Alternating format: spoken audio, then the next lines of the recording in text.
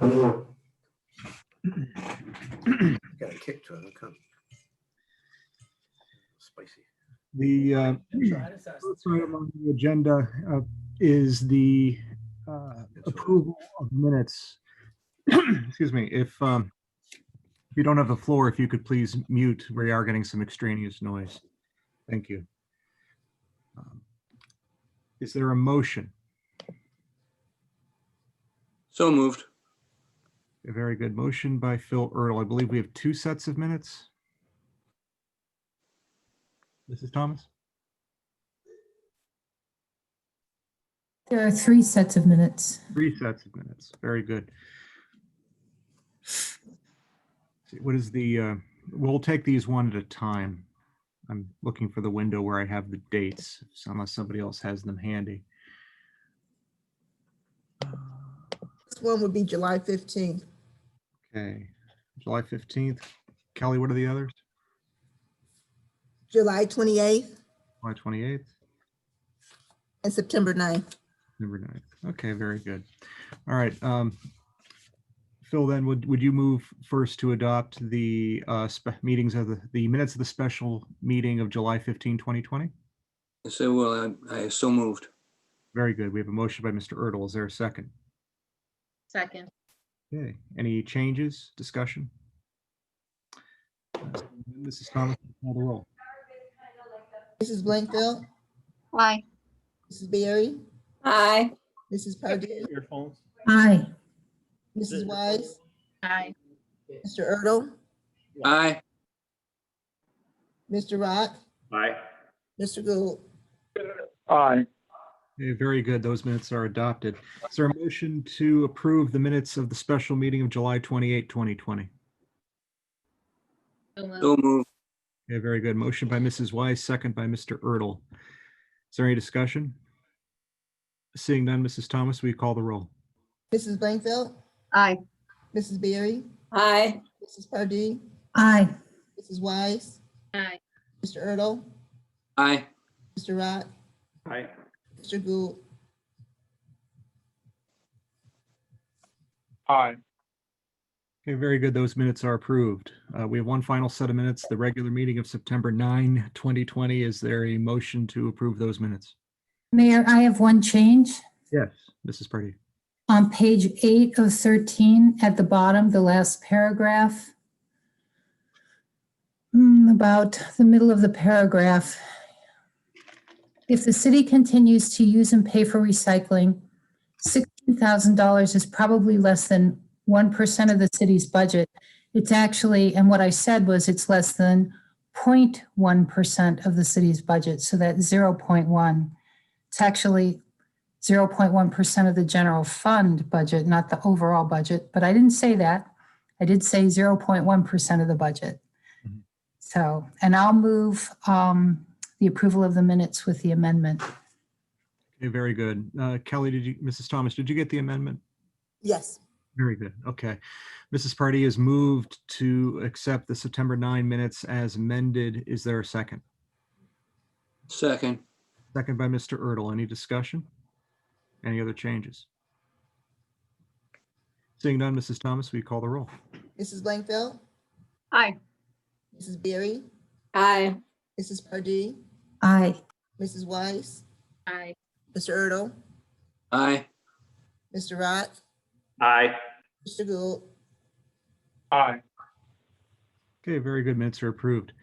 Next on the agenda is the comments from the audience. Speakers are limited to 5 minutes. Total time allowed 15 minutes per meeting unless otherwise permitted by Council Ordinance number 91-25. We will have some presentations to the city later in the meeting, agenda items A and B. But before then, is there anybody who has anything that they care to take up with the city this evening?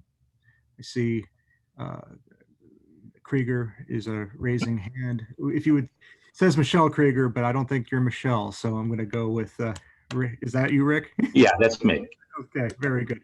If you could please state your name and address for the record, and you may have the floor for 5 minutes. Thank you. My name is Rick Krieger, 2592 Saybrook Road. I was looking through the past minutes, etc., and noticed that University Square project was supposed to start this summer and it's now fall. I was wondering if you could give us an update on where that stands.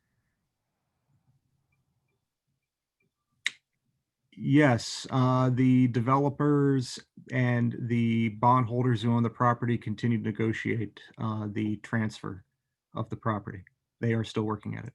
Any idea when every few weeks we see another apartment project that's coming on the east side. Do you have any idea when that's going to move forward or when the negotiations are going to be done?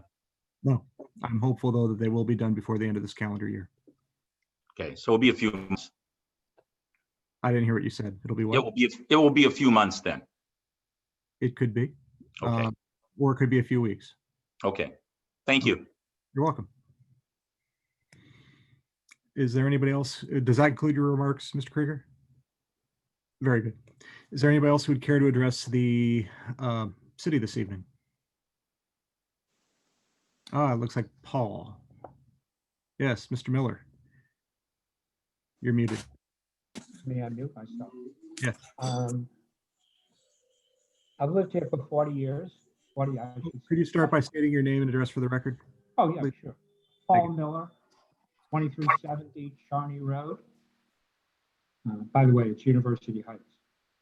Yes. I've lived here for over 40 years. One of the pluses that I really enjoy is the idea that I go out to my garage, take out the garbage cans, and these great guys come around and they pick it up in the back of my house. And in 40 years, I can say I have actually no complaints. They arrive on time, they do an excellent job, and that's number one. Number two is, I really dislike, by the way, the background noise. Whoever is the dog, could you please mute? So you have to bear with me for a second. Molly? Oh, I'm sorry. Right. Oh, I can all hear right, it. wait a minute. Okay. I'm sorry. That's okay. Um, No, this is- Molly, somebody- Molly, please. Cheryl, please. Okay, all right, okay. Okay. By the way, my dog doesn't listen to me either. Oh. Okay, so one of the things I do not like about the other cities is the fact is that when I drive through the other cities, I look at the garbage in the front of their houses. I think it diminishes the quality of the neighborhood. That's number two. Number three is, I've noticed, especially on Fairmont Boulevard, and I'm sure it happens in an awful lot of other places, and when we have a sufficient windstorm, you can take those barrels and they're strewn across people's yards and they go out onto Fairmont Boulevard. That's number three. And I'm sure I could list a lot more. And if it ever came to saying whether we should have it or not, it's too expensive or not, or it's too expensive and we can't have it, I'll be willing to spend X amount of dollars on a per month basis to have it done. And I'm sure a number of other your constituents and my neighbors would do the same thing. So before you decide on this critical issue, I hope you keep the things that I mentioned in mind.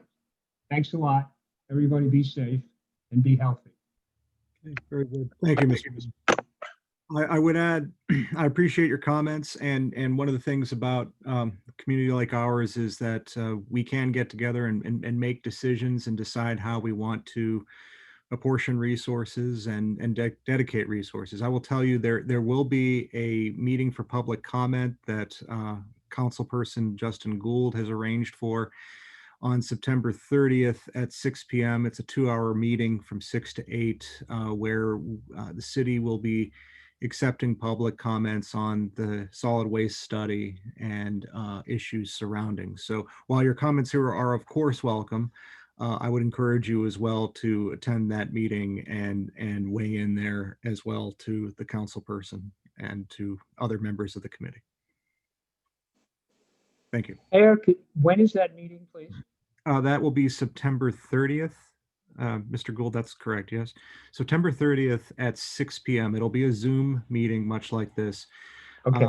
I know Mr. Gould just put up on Facebook the Facebook event for the meeting, but I know the link will be on the website shortly if it isn't already. It Fine. is already, and the notice is also posted. Dogs Oh, welcome. Okay, excellent. Thank you. Glad to know that it's already there. All right. Very good. Thank you, Mr. Gould. And thank you, Mr. Miller. Is there anybody else who would care to address the city this evening? Yes, yes, please. Yes.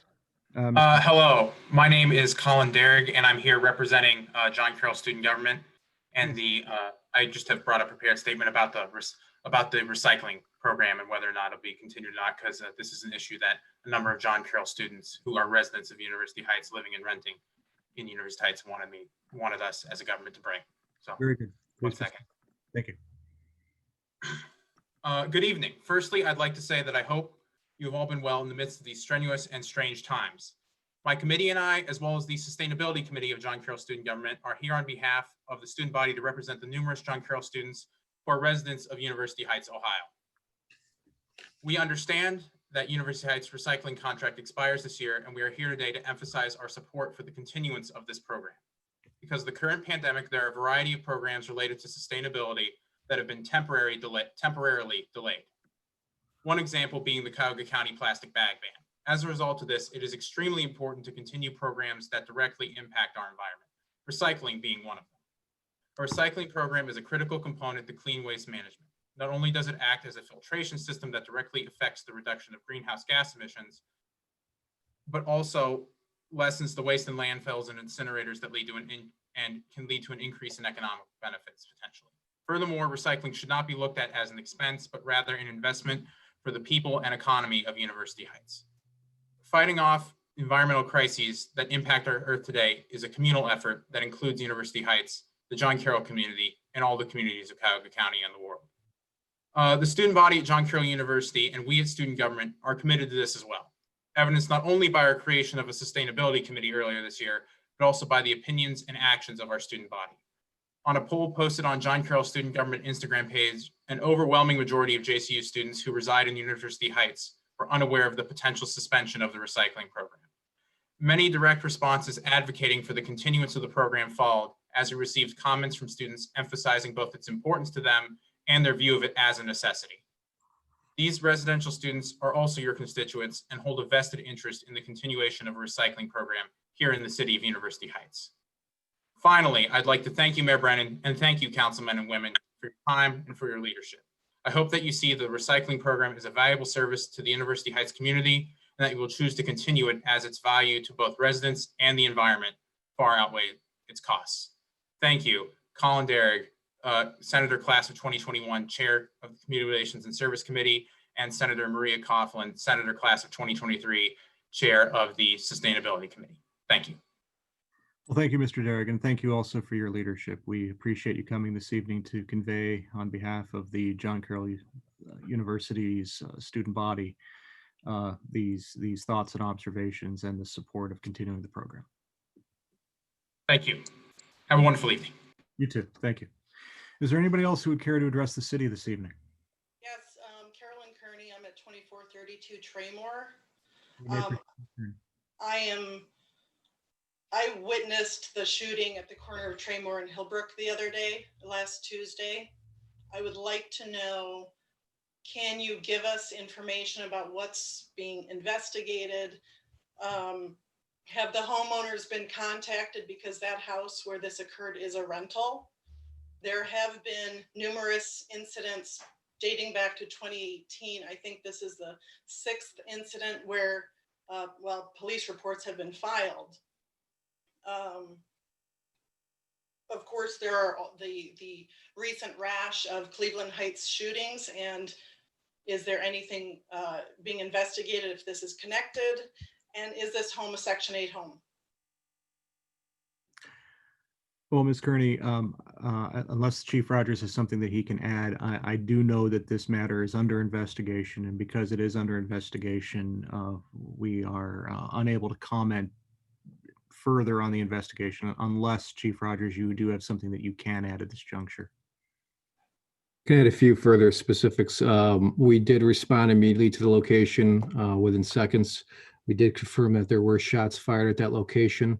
Information we received from witnesses indicated that there was two vehicles that were known to each other that exchanged in a disturbance involving gunfire. We did detain two individuals at the scene or in the area of the scene as part of our efforts. And at this point, nobody has been charged in the incident and is still being investigated. At this time, we have no reason to believe that it is associated with anything related to Cleveland Heights that has recently occurred. Okay, thank you, Chief Rogers. What about the number of times police reports have been filed at this house in the past 2 years?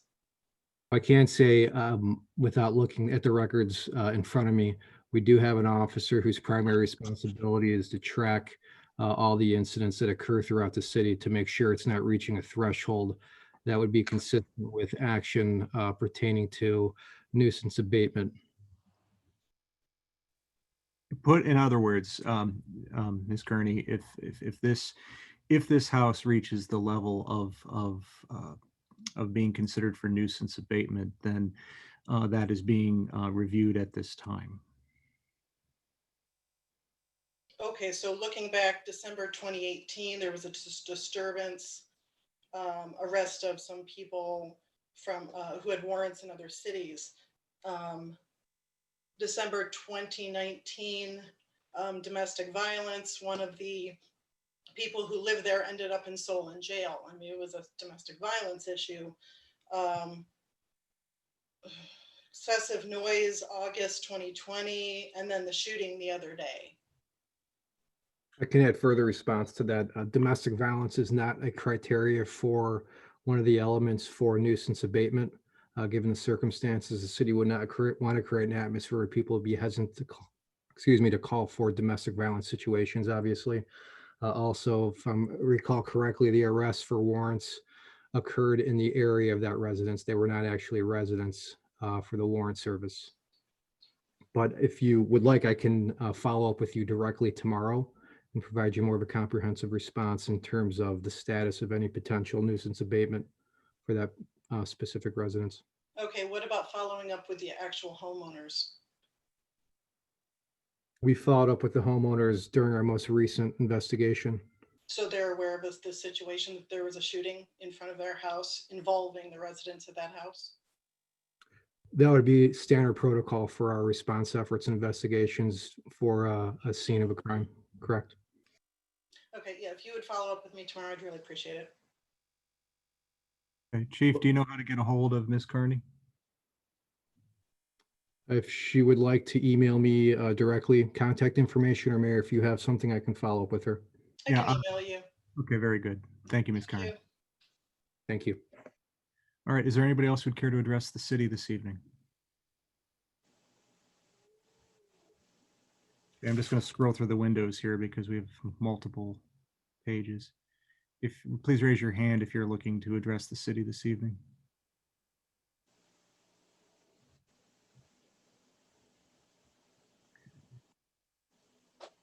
All right, I'm not seeing anyone, so we will conclude then with the portion of the meeting for comments from the audience. Next item on the agenda is reports and communications from the mayor and the taking of action. With the presentations before us this evening, I will be suspending my full mayor's report to allow time to our presenters. But there is one item I do wish to report on. Our special pickups ordering page went live late last week. It is now up and running and accepting orders for special pickups payable by credit or debit card 24 hours a day. It's located at universityheights.com/special-pickups and universityheights.com/special-pickups. I would add that noting that hyphen could be tricky, we are also adding special pickups and auto forwarding to that page. So that should be ready shortly. but absent a dry run where the credit card information needed to be reset, the credit card form, but it looks like we should be good now. So we're all looking forward to getting our special pickup orders online, convenience to the residents, credit card and debit card usage. And ultimately, we'd like to make this the primary way of ordering special pickups. But for now, we will be accepting credit and debit card this way and also doing it the old way where you can write a check and bring it to the building department. And as of right now, leave it in the mail slot because the building department as well as City Hall remains closed due to the COVID pandemic. As far as, closed to the public, we're still, of course, operating and doing city business. So without further ado, on May 25, 2020, George Floyd was murdered at the hands of law enforcement in Minneapolis, Minnesota. A national reaction commenced, Floyd's death being then just the latest in a series of people of color, Black men especially, dying in encounters with law enforcement. On June 23rd, University Heights was the site of a peaceful march and demonstration from Wiley Middle School to Cedar Road to Warrensville Center Road to a rally in front of City Hall. I addressed the demonstrators and shared with them that I had taken the mayor's pledge to have a review with citizen input of our city's use of force policies. This evening, the Citizens Advisory Committee on Policing Policies will deliver their presentation of their review of the University Heights Police Department's use of force policies. The committee has met 8 Wednesday evenings since mid-July. During the course of the meetings, 6 subcommittees or working groups were created to divide up the issues surrounding use of force. Each subcommittee will present briefly here at Council tonight their recommendations. The subcommittees were listed and provided in the council packet, but for the record and for folks who don't have the packet, the 6 committees and those who comprise them are as follows. The Use of Force Subcommittee, going over General Order 130, paragraphs 1 through 7, is led by Patty Carlisle, Ron Collier, Joshua Hunt, and Crystal Pickus. The Reporting and Oversight Subcommittee, going over General Order 130, paragraphs 8 through 14, Odacia Blue, Neil Gould, Aaliyah Lawson, Sherry Sachs, Mike Sears, and the Reverend Dr. Vincent Stokes. The Non-Lethal Weapons General Order 131 Subcommittee, that is comprised of Indira Gatlin, Adrian Harden, Joanna Homan, Sheila Hubman, Paul Miller, and Sean Weiss. The 4th Subcommittee on Lexipol Communication and Bridge Building with the Police is comprised of Indira Gatlin, Sheila Hubman, Crystal Pickus, Sherry Sachs, Reverend Dr. Vincent Stokes, and Sean Weiss. The Outreach Subcommittee is comprised of Odacia Blue, Patty Carlisle, Joanna Homan, and Aaliyah Lawson. And then the De-Escalation Subcommittee, Ron Collier, Neil Gould, Adrian Harden, Paul Miller, and Mike Sears. I thank all committee members above for their service. I also thank Priscilla Tate and Reverend Roger Osgood, who both made contributions during the process, but were forced to drop out due to the time commitment involved. I also thank Kate Holtzheimer, who we did select to be on the committee, but was not able to join us to date, but will be in the future, which brings me to the future. There were a number of matters that were brought to us by Councilwoman Sandra Berry. She did sign a pledge along. She was one of 25 African-American city council people in Northeastern Ohio who had a list of concerns, items that they wanted to see addressed on the state, national, and local level, depending on the item. And we'll be continuing that work. The committee will continue to meet monthly, the 3rd Wednesday of the month, beginning this coming October the 14th.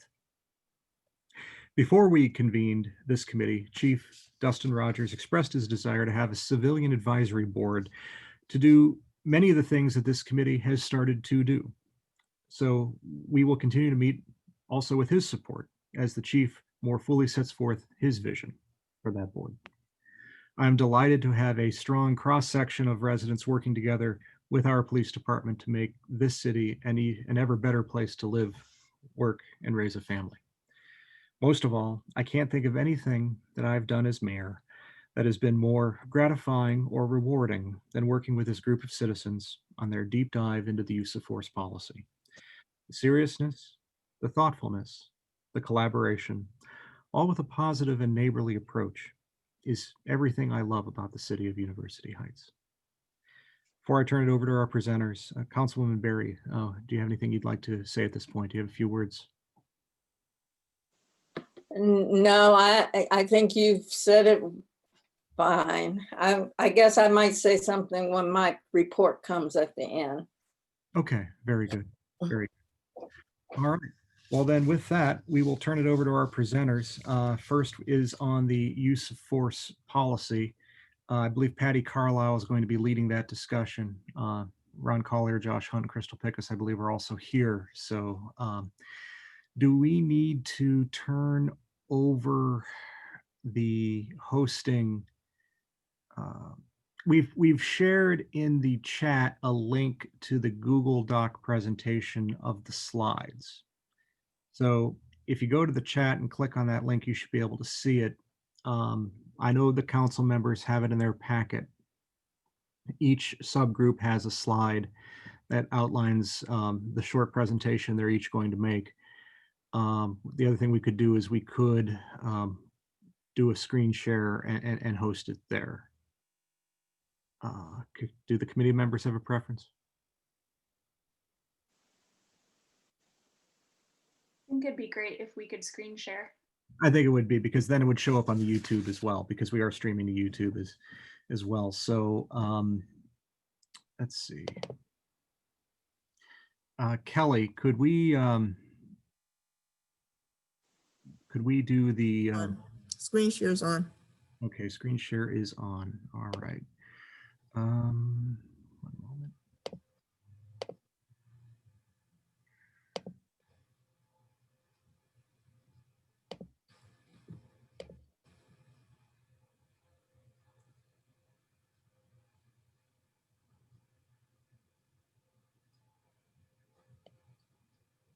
Okay.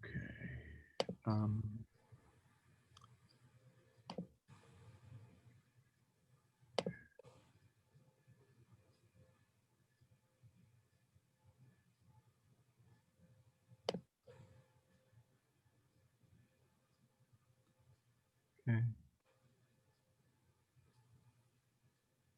Can everybody see the the slide Citizens Advisory Committee on Policing Policies? Yes. Okay, good. All right, well then we will start with the use of force GO 130-1-7. Ms. Carlisle, you may proceed.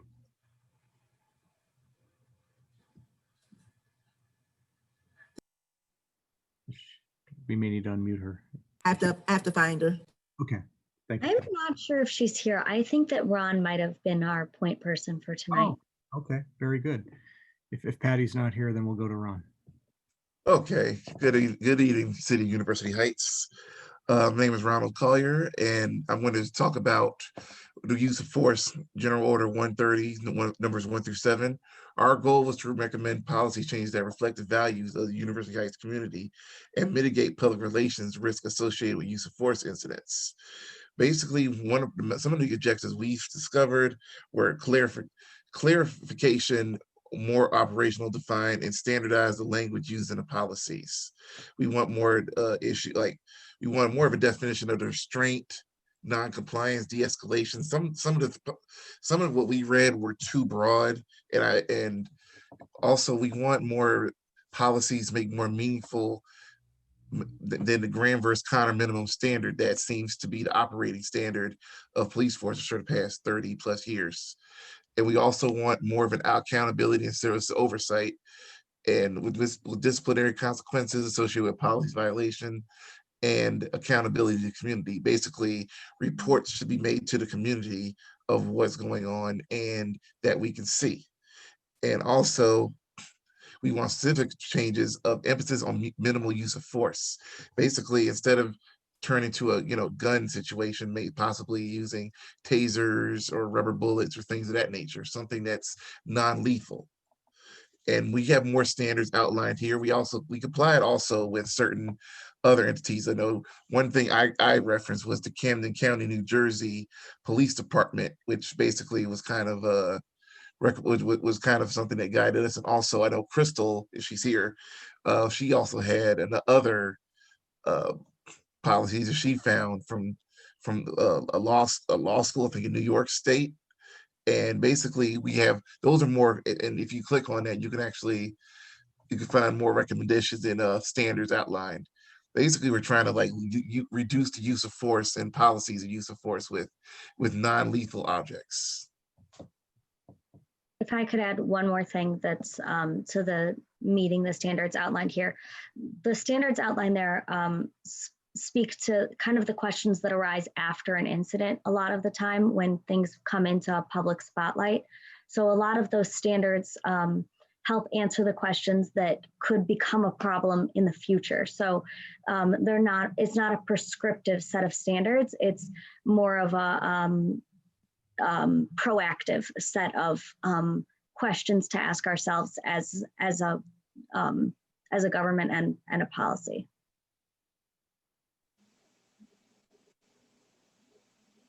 Okay, very good. Very good. Thank you. Thank you. Does this conclude the presentation of this subcommittee? We're going to save questions for the end. Okay. Well, we're done. If Crystal, you have anything else to add or not? I think we're done. Crystal, Josh, anything to add? I'm good. I'm good too. All good. Wonderful. Thank you. Thank you. On reporting and oversight, I believe Mike Sears will be presenting. Mr. Sears? Yes. Hello, everyone. Hi, Mike. If someone could move the slide. Oh, yes. Thank you. I got it. There we go. So what we realized in our committee was that we didn't understand the full process when there is a use of force incident as we were looking through the guidelines. And so what we were suggesting is that we created this flow chart that we thought could be published and available to citizens so that citizens know what happens when there's a use of force incident. And just to kind of take you through it pretty quickly, the incident occurs. There's a section about someone who's injured during a use of force incident, but obviously, that person who's injured has to have medical treatment first, and that kind of takes you over to the right side if medical treatment is needed. Down the bottom part, it takes you through if the officer confirms that everyone involved is okay and does not require medical attention.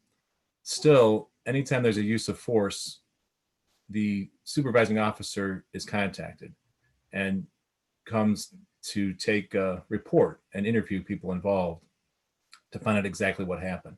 So in some of the guidelines, it's a little unclear if the person was injured by the use of force.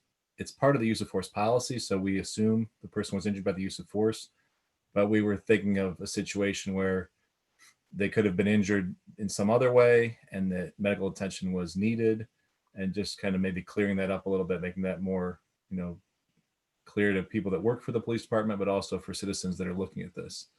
And then further along the lines, there's investigations that involve an investigative bureau within the police department.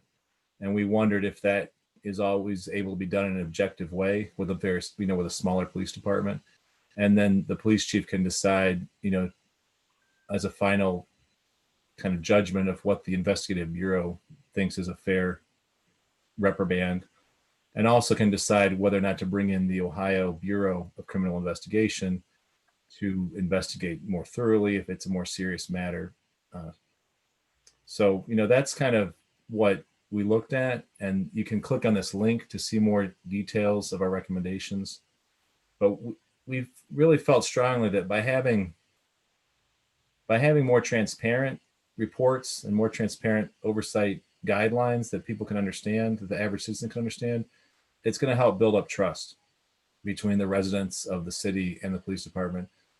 Because I think there's a tendency to think that these kinds of incidents are covered up or are hidden with what's gone on, in our country, obviously over the years and especially recently. So that was our goal, I think, on our subcommittee, to work toward that. So it actually does say the goal there at the top, to make procedures more clear, And I mean, that's pretty simple right there. Just five words. All right. Thank you, Mr. Sears. Does anybody else from the subcommittee have anything they care to add to Mr. Sears' presentation? I was just going to add, this is Odesha Blue. One other thing that we noticed while we were looking through the document was that a lot of the stuff seemed to be out of date. For example, it said refer to the University Heights jail manual. And we were told throughout this process that we're sending people now, I believe, to Solon. So there were just some things, maybe clarifying those things, like what happens now that we no longer have a jail here in the city, was another thing that we noticed while reading the document. That's all I wanted to add. Okay, very good. And in addition, just like Ron was saying in the first slide, definitions are would be appreciated. For instance, I think there's a section where it goes from suspect to prisoner or whatever it was. It just definitions, I think, throughout the whole policy manual would be very, I think that's important for the police officers. We all do, to know that we're defining things the exact same way, and transparency for the community. Okay, very good. Thank you, Ms. Sachs. Anything further? No. All right, very good. Thank you. Thank you. We will then move on to the non-lethal weapons subcommittee, going over to order 131. I believe Joe Homan is going to present. Joe? Yes, thank you. Hello, my name is Joe Homan. My pronouns are she and hers. Our committee went over General Order 131. If we could please advance the slide. Yes. I'll go over how we did that. Our subcommittee met a couple times and came up with a list of questions, which the University Heights Police Force responded back very eloquently, and we appreciated that. Once we had our questions answered, we went through the order section by section and all discussed recommendations. We came up with a list of 10 recommendations that can be summarized in these 2 bullet points. We thought that the policy should be updated to reflect the current non-lethal weapons available. Some are no longer used and some weren't mentioned in the order. And then the second was listing and describing training minimums and how proficiency is measured. So we have multiple resources where you can look at the questions that were answered, as well as our full notes and the full list of the 10 recommendations. Okay, very good. Very good. Does anybody else from that subcommittee have anything they'd care to add to Ms. Homan's presentation? All right, well, very good. Well, then moving along, I will advance the slide to the Lexipol Communication Bridge Building with Police, and I believe Crystal Pickus. Crystal, I believe you're going to be presenting on this item. Sure. We did not discuss Lexipol in our subcommittee. We did discuss communication and bridge building with the police and established a goal of building bridges and effective communication channels between the citizens and the police department. And our objectives and recommendations boil down to increasing positive relationships between the citizens and the police department. That can be facilitated by building familiarity with the citizens, specifically the evidence-based practice that we discussed most thoroughly in our group was beat walking to establish an area, and then a regular course of familiarizing with that specific allotment of citizens and households. Then also age-appropriate interactions, which our police department has undertaken in a lot of ways thus far and can continue to build on, especially post-pandemic, such as shop with a cop, coffee with a cop, University Heights Night Out, all those types of programs.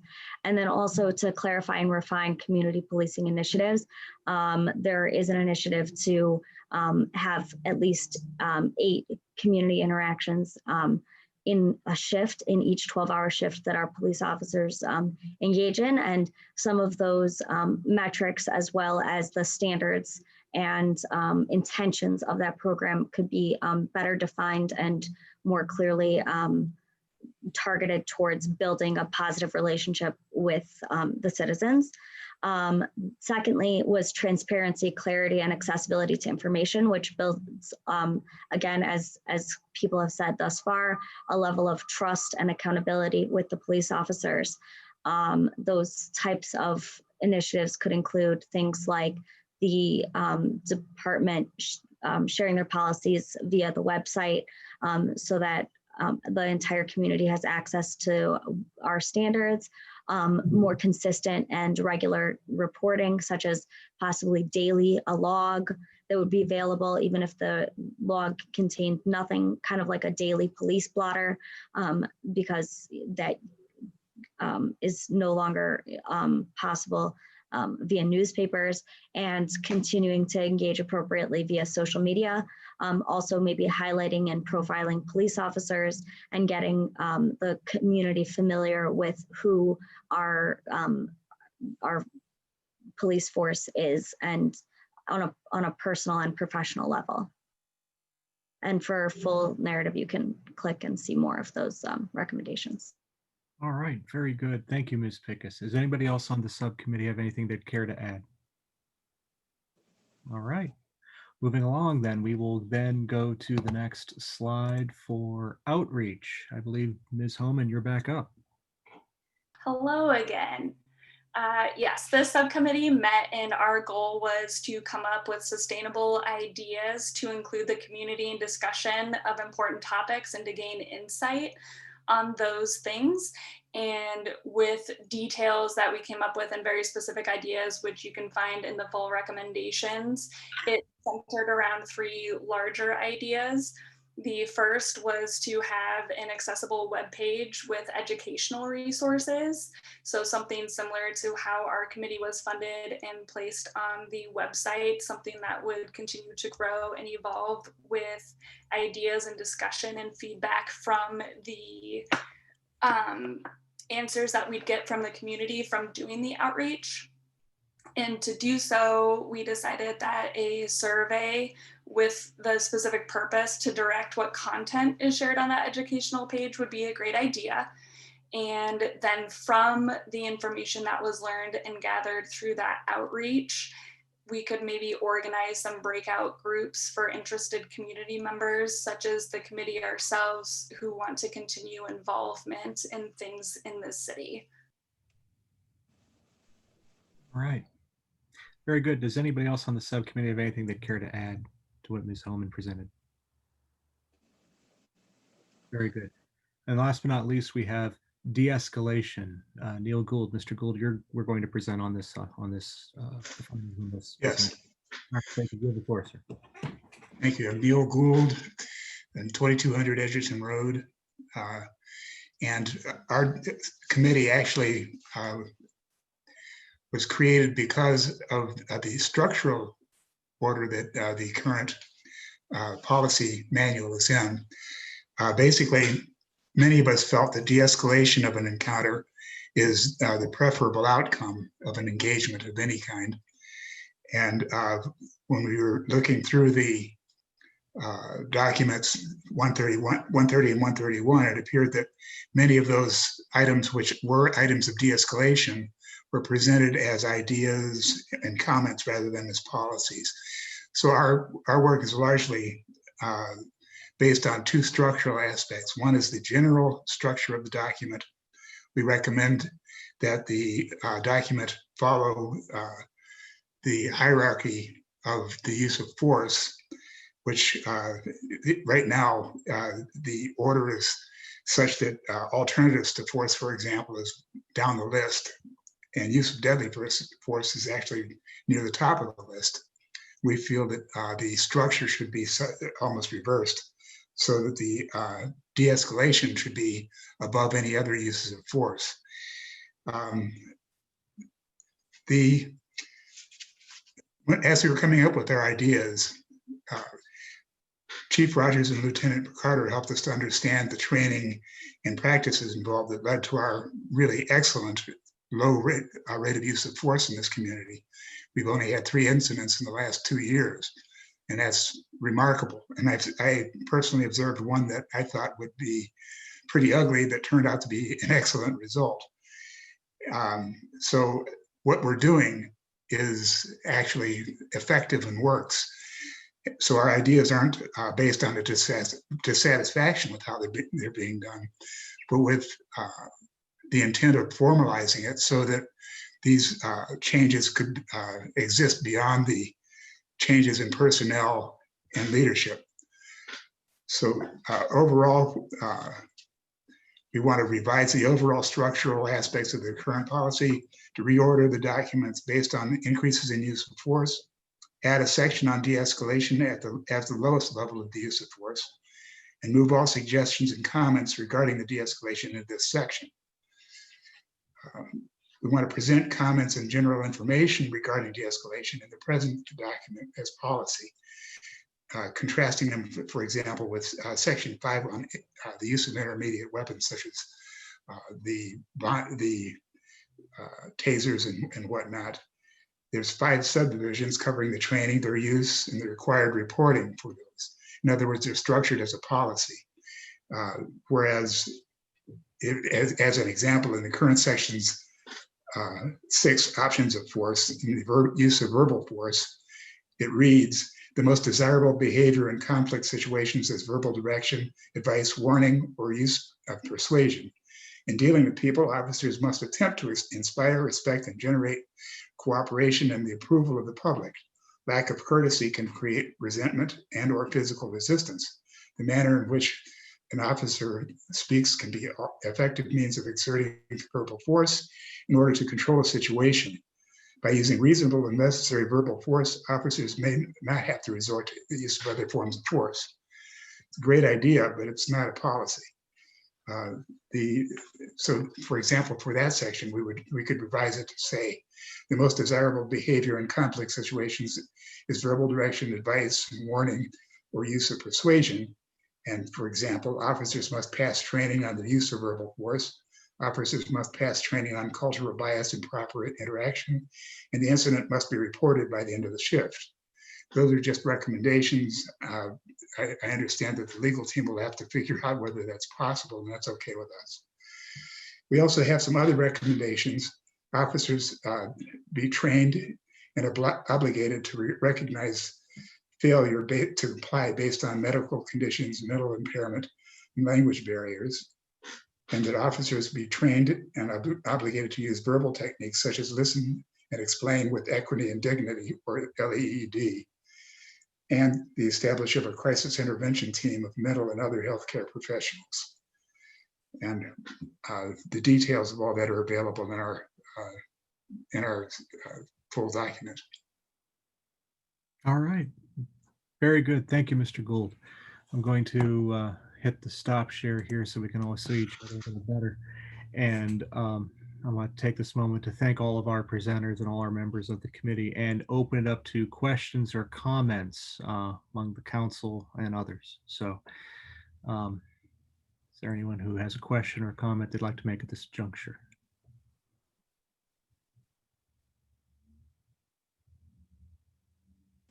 Mrs. Pardee, you may have the floor. Mayor, I would like to thank all the members who worked on this. This was a lot of time and a lot of energy digging into this, which is most appreciated because you worked on the behalf of all of us as you looked into this. I'm very interested in seeing the whole list of recommendations all in one place. And I'm interested, and I believe that's what we had at the end. I looked at the PowerPoint and most of the reports, but I didn't get to all of them before our meeting tonight. But I am very, very appreciative of all of this work. I'm always very interested in immediate next steps.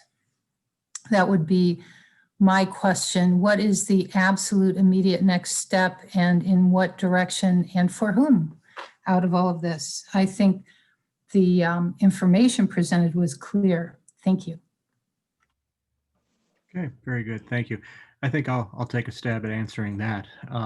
We'll be working with our police department with respect to the recommendations and go over them. I do know that even before we committed to this public process, the police department was undergoing a review of its use of force policies. So they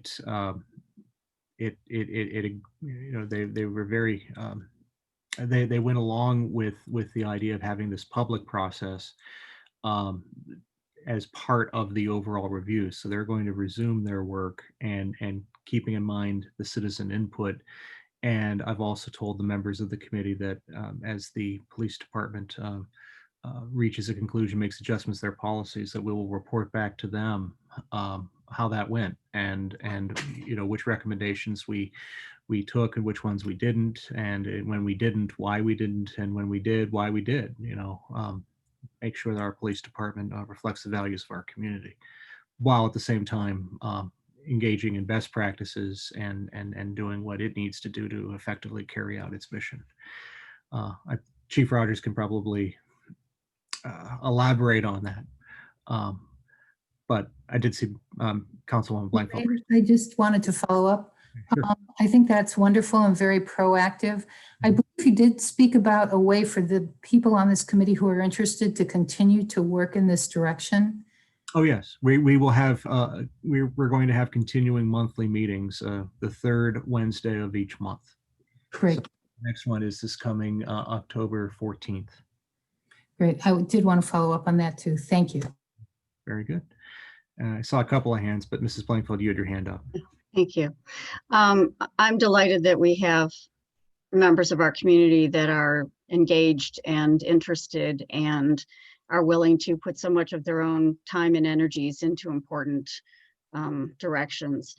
I'm delighted too, Mayor, that you mentioned that the police department had already been reviewing those policies, but we're very, very fortunate that we have a police department that is already transparent and is already trustworthy and is nonviolent. We don't have the issues that South LA or Atlanta or Detroit or New York experiences. Our officers are to be respected and to be trusted and to be applauded and to be supported. So I'm glad that they all recognize that, and these are ideas that, at some point when there may be someone else at the helm, that these are suggestions and recommendations for that. But I'm glad that nobody's losing sight that these are not issues that we presently have. We're very fortunate. Thank you. Thank you, Mrs. Blankfeld. I think I saw Mrs. Weiss's hand. Mayor, I also want to echo everybody's comments. I'm extremely gratified that residents volunteered for this. It was many, many weeks of their time, and the collaboration with the police department. I don't know if you see that in every city. I attended many of the meetings, and the transparency and the back and forth was, like I said before, really very gratifying, and happy to be part of this community because of that. Thank you, Vice Mayor Weiss. Any further comments or questions? Mayor. Yes, Mr. Gould. Again, I'll just echo the thanks that my colleagues have shared with the members of this committee. I too am very grateful for the work that you're doing. And while I appreciate the steps that the administration will take with the police department in processing and reflecting upon and taking action upon the recommendations of the committee, I would ask the members of the committee if there are portions of, and the administration, if there are portions of your recommendations which are appropriate for council to act on in establishing, certain, let's say, a citizen overview that would need to be enshrined in ordinance, or other actions which are appropriate for the legislative body of a government to take. I'm prepared to review those with my colleagues and take action because I think we are in a time where there's momentum that is building and has existed to do the work that you're doing. Oftentimes, I think it feels like, what happens then? Like, what do we do with that then? We've now presented it and we have this product, but then what happens? And I, for one, want to be held accountable by you to actually take your recommendations and act on them. Thank you. Can I say something? Yes, Leah, Ms. Lawson, please proceed. Hi, yes. So I think I agree with the point about the continuation of our overview committee. I think that's something that council can help us continue to establish and make sure that it can grow in a way that we can really see the results of the past, 8-9 weeks. Another thing, as a part of the overreach committee, I think that's something that council would be a great help in helping us move forward with, because we want to do a survey to get a real understanding of how the community feels, and not just University Heights, with the focus on University Heights, bringing people in so that we can continue to do work with, I would call them our sister cities, because I personally, during the whole review that we've done over the past 9 weeks, one thing that I personally felt was that we can't just focus on our city, we have to worry about the cities around us, because it's not like we're citizens here, we live here, but we exist in a city that's not just University Heights. We constantly are in Shaker Heights, Cleveland Heights, South Euclid, Lyndhurst. At least that's what my opinion is and my belief. So I think understanding, going through and doing a survey so that we can get a broader understanding of how people feel about the police, and then just the city in general, as we continue to do more work in accordance with Councilwoman Berry's the points on the Black Lives Matter issue as of right now. Very good. Thank you, Ms. Lawson. All right. Anyone else? Any further? Chief Rogers, is there anything? Oh, I'm sorry. Ron, why don't you go ahead? I just want to simply say thank you to the city, University Heights, for hearing me out, and hopefully working in echoing what Mr. Gould, Justin Gould said. I really am looking forward to working with you on making, and with the police department, with Chief Rogers, with making a better University Heights for everybody. So thank you again. I just wanted to say thank you. Thank you, Mr. Collier. All right, Chief Rogers, was there anything you'd care to say at this time? Yes, Council, I'd like to speak briefly on the collaboration and communication that occurred with the committee over the past 9 weeks. Regarding the process, in my perspective, it was a positive experience for representatives from the police department, where we tried to provide information, perspective, and answered questions for community members. And in turn, the agency was able to obtain feedback and insight from the community during this process as well. I want to be clear that while police chief for your police department, the agency will always remain dedicated at every level of the department to embracing and collaborating with the community, and in an effort to help guide and refine our services to meet the expectations of the community. Going forward, I assure the Citizens Advisory Committee that their proposals will be thoroughly reviewed for implementation consideration. Thank you. Very good. Thank you, Chief Rogers. Mayor, just take to interrupt. There were two other hands up. Okay. Kennedy and Michelle Cryer. Okay. Oh, I'm sorry. Who was the first one? Michelle Kennedy. Oh, Michelle Kennedy. Okay, let's start there. Ms. Kennedy, you have the floor.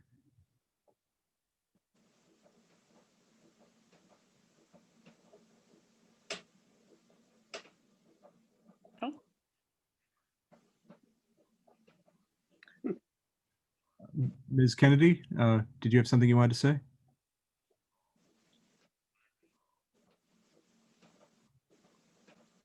Okay, well, maybe we'll come back to Ms. Kennedy. Ms. Cryer? Or Krieger, I'm sorry. Michelle Krieger, or was it Rick Krieger? Which, it was Rick, but I didn't have anything to say. Oh, okay. All right, very good, very good. Before we move on, Ms. Kennedy, did you have something? All right, well, very good. Last call. Does anybody have anything they'd care to add with regard to this part of the presentation? I'd like to thank once more all of our members of the Citizens Committee for their work thus far. This has been most gratifying and, most educational and rewarding to have worked with you on this. And I look forward to our next meeting. There is still much to be done. Thank you for being here this evening. All right, this concludes item A. The committee members, you're welcome to stay for the rest of the meeting, but we understand, of course, if you have other things you need to do. We will now move on to item B, which is a presentation by Diane Bickett, the Executive Director of the Cuyahoga County Solid Waste District. I believe she's going to be talking about solid waste and recycling in particular. So, Ms. Bickett, you have the floor. Thank you. That's oh, She's muted. yes, you're muted. There we go. Better? Okay. Yes, I wanted to just use this opportunity to provide a short presentation to answer some of the questions as you deliberate on your next recycling contract. Am I able to share my screen? I have a few slides I would like to present. Kelly, could you make It's on. You should be able to. Okay. Okay, let me try that. Do a share screen action.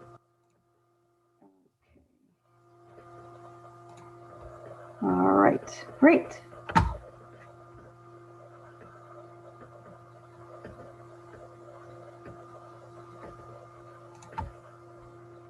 Can everybody see my screen? Yeah. Yes. Okay, good.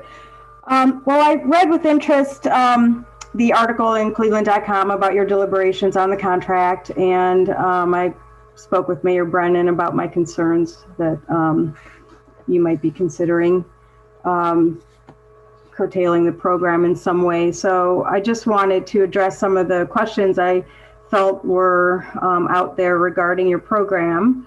So my name is Diane Bickett. I'm the Executive Director for the Cuyahoga County Solid Waste District. And we worked with, well, the district facilitated the consortium bid for the 11 communities that are part of the East Side Municipal Consortium. So I wanted tonight to just talk about the consortium bid, the process, address why the cost of recycling is increasing, address the question that some people have with regards to, are there markets for recycling after China stopped accepting many of our materials? I wanted to cover what is recyclable in Cuyahoga County, define what contamination means, and what the future holds. So feel free to ask me any questions as we go along. So first of all, the consortium bid that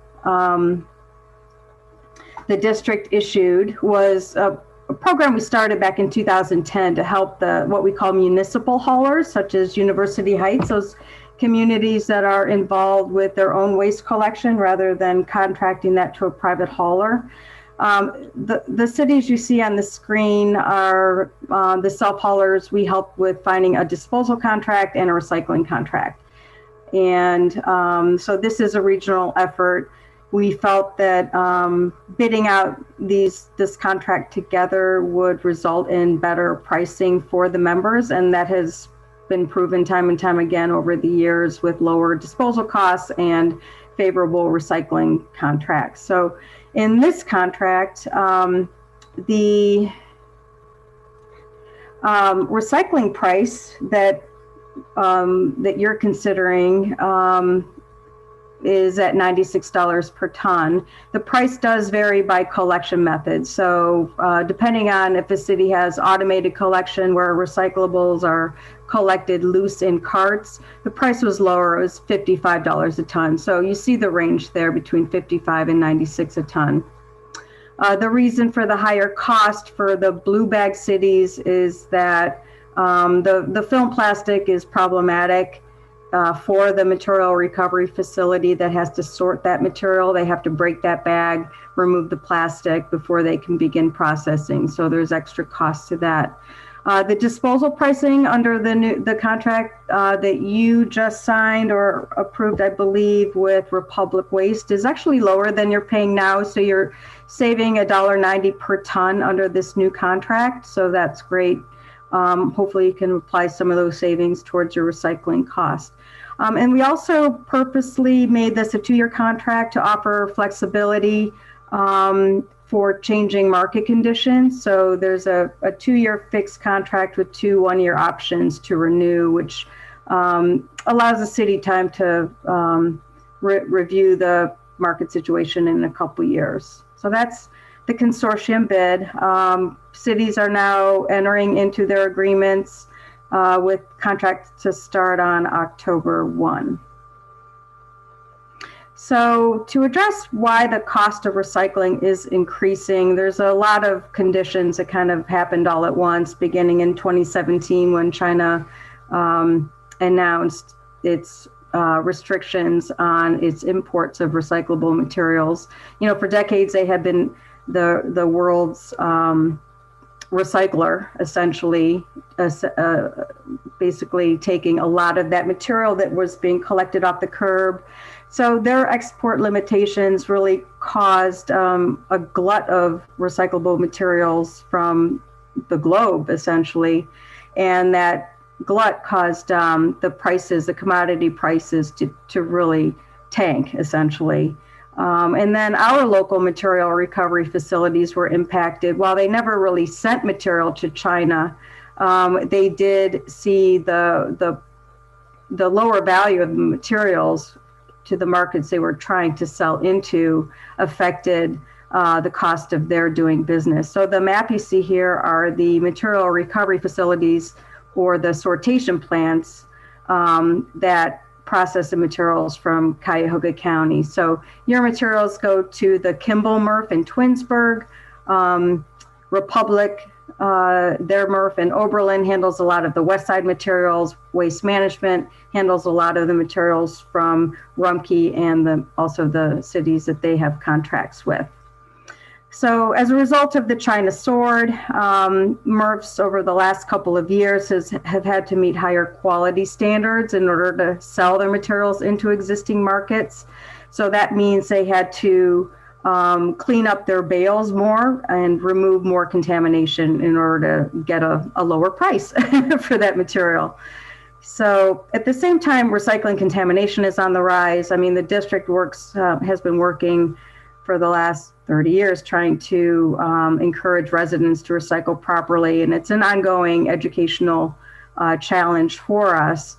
But essentially what's happened is, and the reason for the increasing cost of recycling is that the blended value of the recyclable materials, which is that mix that you send to the MRF to be sorted off the curb, that value of that mix is in the negative numbers now after you factor in the price to run that material through the facility to be sorted.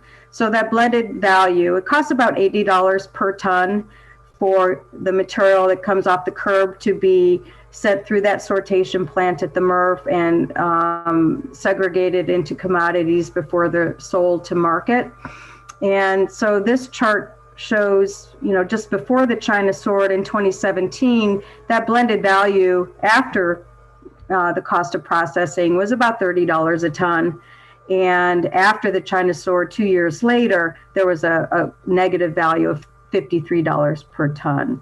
So that's the reason why all the facilities here, and it's not just Kimball, it's all the MRFs that serve our communities, are having to charge to recover some of that cost.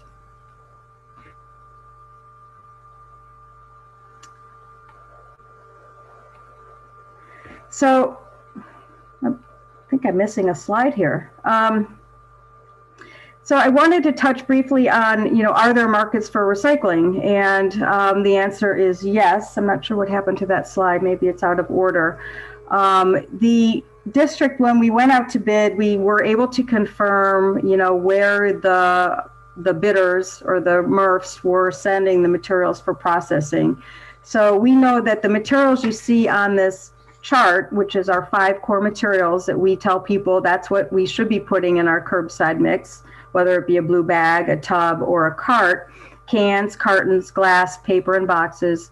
plastic bottles and jugs. Those are the 5 core items that we have on our list. And that's really all people should be putting in their curbside recycling. These are the materials we've confirmed that the local processors have a market for. And we know that these markets are here in the Midwest. We have a map to show that. I've shared the information with Jeff Picorni, and he can share that with you in terms of for Kimball, you know, where these materials go after they're being processed. And mostly they're Ohio mills like Pratt. The paper and cardboard is going to the new Pratt Industries mill in Wapakoneta, Ohio. That mill is consuming about 1,000 tons of paper a day, and they want to add another paper machine that would double their capacity. Plastic bottles and jugs have markets here in Evergreen, Ohio. Bowling Green, Ohio, with Phoenix Technologies, and there's Evergreen Plastics in Clyde, Ohio, that are consuming that plastic material. Cans go to local mills. Cartons also go to the Pratt plant, and glass has markets through Owens, Illinois, Cap Glass in Pennsylvania, and Johns Manville in Defiance, Ohio. So that's why we have this list of what's people can put in their curbside bins. Yet people are putting other things in there, and that's what we call recycling contamination. So when people put, you know, plastic bags or, you know, things that tangle in the recycling equipment like hoses, all that other plastic that is not recyclable, that's not a bottle or a jug, is considered contamination. Things that are hazardous to workers, like lithium batteries that can cause fires at a MRF, shredded paper, while it can be recycled at a paper-only bin, like one of the paper retriever bins, shredded paper shouldn't go into curbside recycling because it's too small to sort. On this picture to the right, this is a picture of a pile of contaminants that Kimball had sorted out at their MRF in Twinsburg. And as you can see, just a variety of what looks like garbage that people are putting in their curbside recycling. So why is that important? It's important because the more contamination that is in the recycling stream, the higher the cost to the communities, because the processor has to pass that cost to sort that out and landfill that back onto the city. So that's why we are always pushing for proper recycling across Cuyahoga County. We offer a lot of tools and resources to communities to help pass that message along. So what does the future hold for recycling? Don't want to end on a negative note. I think the market prices, while the blended value has fluctuated over time, it is starting to creep up again. So, and that's due to the increasing availability for domestic paper markets. So here in Ohio especially, and the Midwest, there's been a lot of investment in either recommissioning old mills that have been shuttered or bringing new mills online. So, and that's consuming the paper and cardboard to make essentially new paper and most importantly right now, cardboard boxes where people are getting all their Amazon deliveries in. So also we're seeing domestic markets and technology for plastic changing too. So there is a lot of investment in trying to expand the types of plastics that we can recover through curbside recycling. And, you know, I think long-term that, you know, recycling's importance to the economy will always be important. It's a job creator and much more than just burying that material in the ground. So the economic impact of recycling as well as the environmental benefits will always be important. And that's why recycling has been, and I believe always will be, you know, an important initiative across the country. So, and plus recycling is popular with residents. So we know that there is major support for recycling in Cuyahoga County and always has been. So, and especially in your community, you were one of the early adopters of recycling. So with that, can take any questions? Thank you, Ms. Bickett. Do we have any questions for Ms. Bickett? Maybe we could end the screen sharing so we can see everyone better. Very good. Council, are there any questions?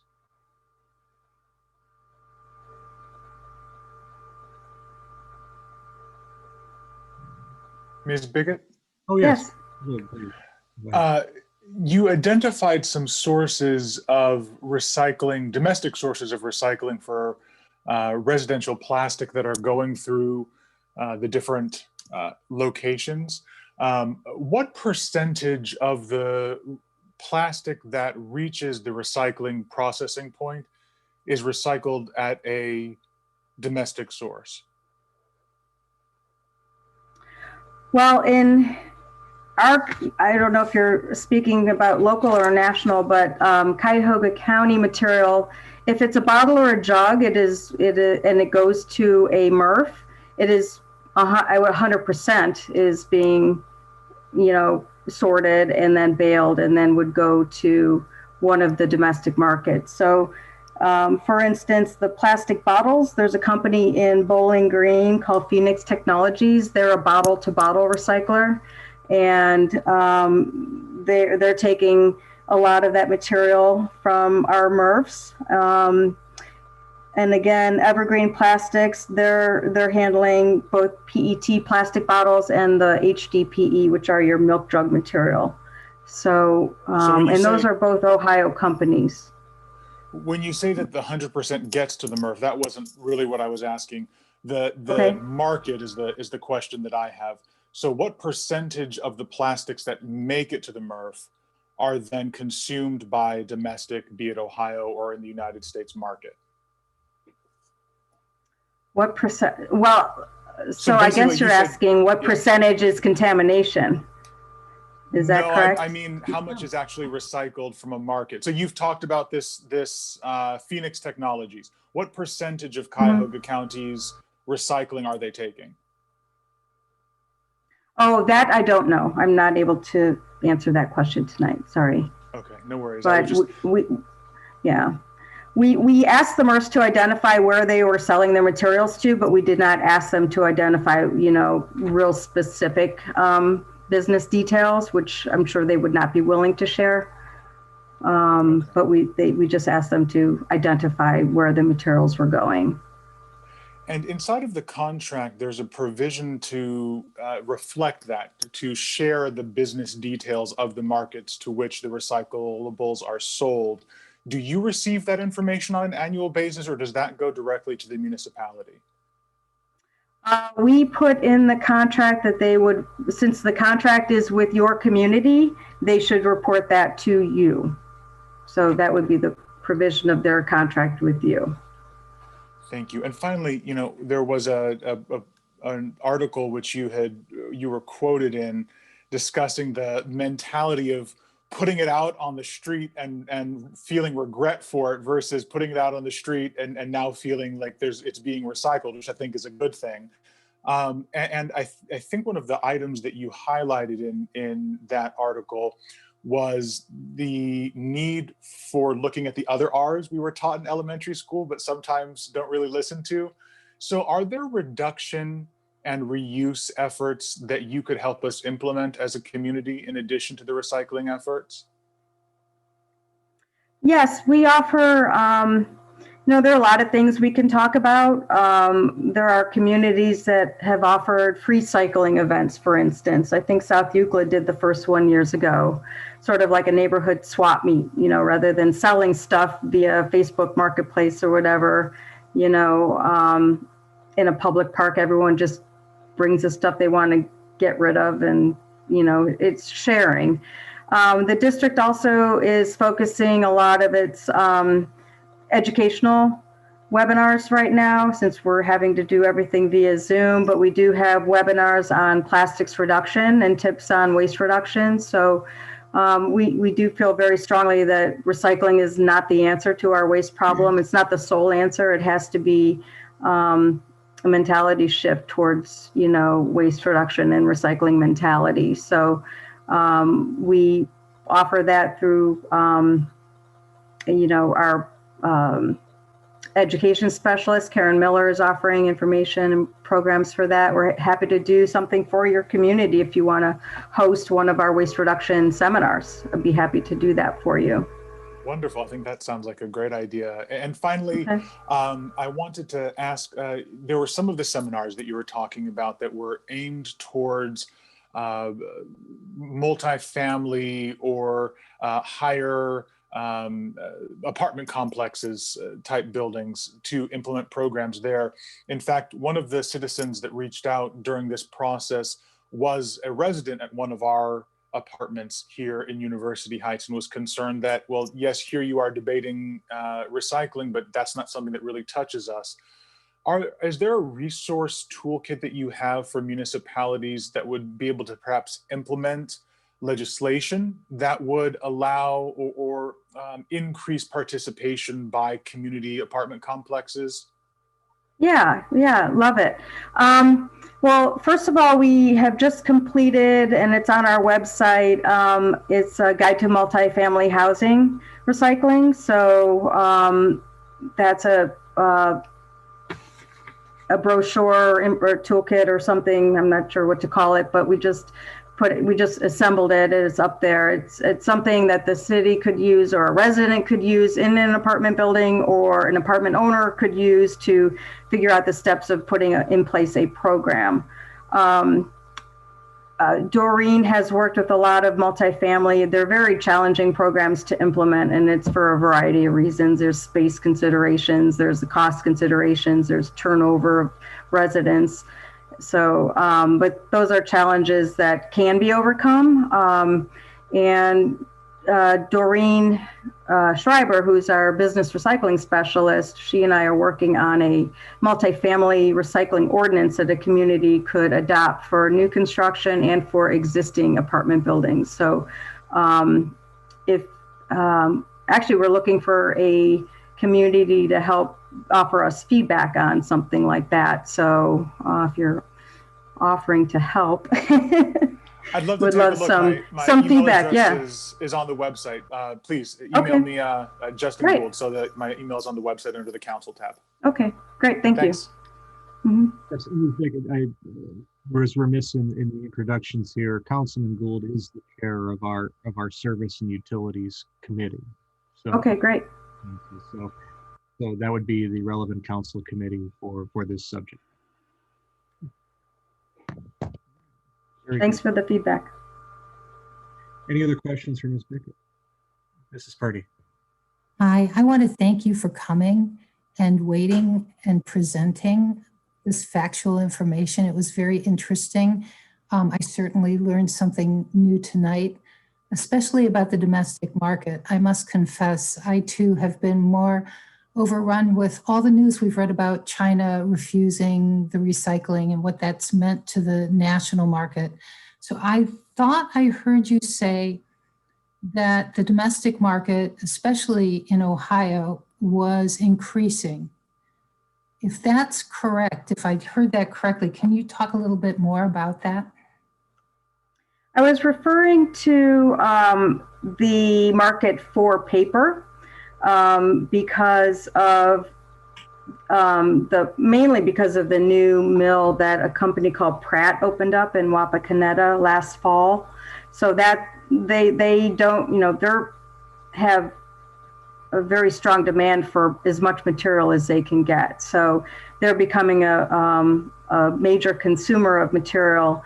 But also there's a national organization called the Recycling Partnership that has documented all the various investments in recycling markets that have taken place here in the US since China sword happened. And they're not small numbers. What I'm happy to do is email you that report and just kind of highlight the section that talks about that if you're interested in that. And I'll also send over the slide that somehow got lost in my, or got deleted from my presentation that talks about the markets, because we have a map that kind of has dots to show where the various end users, what we call them is end users for the materials once they get processed at the MRF. So the end user would be a mill that would make it into a new product. I'm very interested, so thank you for offering that. Very good, thank you. Any further questions from Ms. Pickett? Ms. McConville? Mayor, if there are no further questions from audience members, I think it might make sense before the reading of the next item for me to review the procedural and parliamentary status, if you will, just to refresh council members on some of the issues we discussed at the last meeting. The ordinance tonight is on second reading on emergency. That means that in order for the measure to pass, it would require 5 affirmative votes. The ordinance can be amended by an affirmative vote of 4 of the members to remove the emergency language from the ordinance. If that amendment were approved, the ordinance would then be on second reading for a non-emergency measure, meaning that it would require 4 votes for passage and would then become effective 30 days after passage.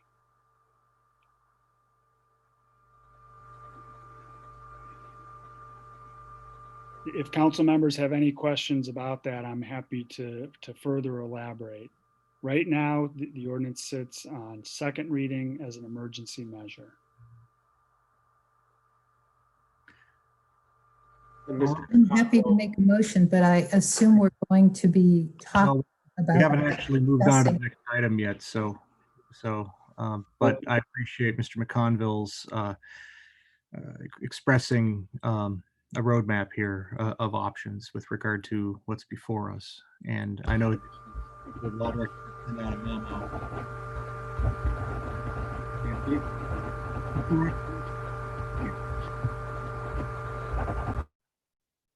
Very good. But before we move on to that agenda item, could a member of council make the motion to amend the agenda first? Or do we have to be on the agenda item in which we discuss first and then amend the agenda? You can do that either way, as long as the amendment is occurring on the floor. I think the typical way would be for the ordinance to be read first. You would have your second reading, and then if there's a council member who's inclined to amend, they would go ahead and make the motion. Okay. And that would determine whether the ordinance is being considered on emergency or not. Okay, very good. Thank you, Mr. McConville. If there are no more procedural questions, then it would seem that the thing to do would be to move on to item C. So if there's nothing further here, we will move on to item C of the agenda, which is ordinance 2020-44, authorizing the mayor to execute an agreement for recycling processing services between University Heights and Kimball Company. This is on second reading and emergency as it presently is constituted. You know what? I think I read it off the unrevised agenda just now. Yeah, let me pull up the correct agenda. Excuse me. There were 2 agendas. There was a second. One moment.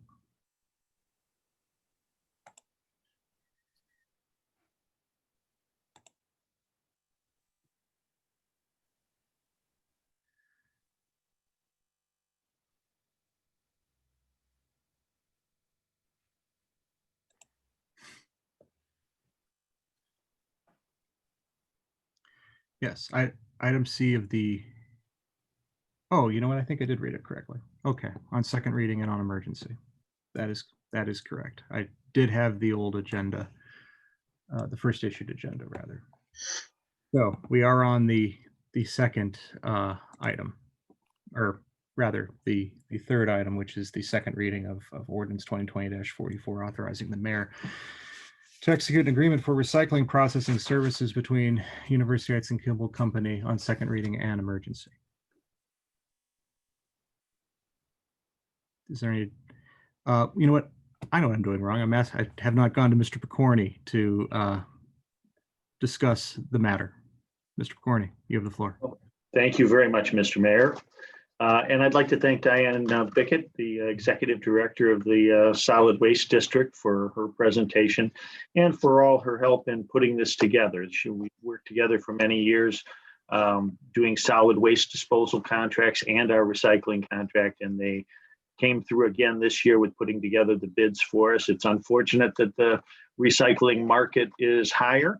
However, that is where we are today. So they opened the bids on June 26th. We brought you a presentation sometime on the 16th. I sent a memo July 16th to council recommending that we go with BFI for solid waste and Kimball for our recycling needs. Part of that was because the solid waste portion of the bids was considerably lower at $40, and Executive Director Bickett had mentioned that to you. So we're saving about $1.90 or $1.86, depending on which actual bidder you go with. The recycling contract, like I said, was opened on June 26th. I presented on July. August, we went to the Service and Utilities Committee and discussed it again. And now it's up to the council on the council floor. July 14th, we got together as a consortium, and the communities involved in this brought each of their own council's contracts. As far as I'm aware, and maybe Executive Director Pickett could fill me in on that, they have all adopted contracts. I'm not sure that anybody else has decided to end recycling. In this case, we are recommending that we go with Kimball Company for our recycling needs. It's not a large number. We only recycle about 285 tons a year. And I would recommend that we authorize the mayor to execute this contract so that we can continue our recycling program. Very good. Thank you, Mr. Picorni. Any questions for Mr. Picorni?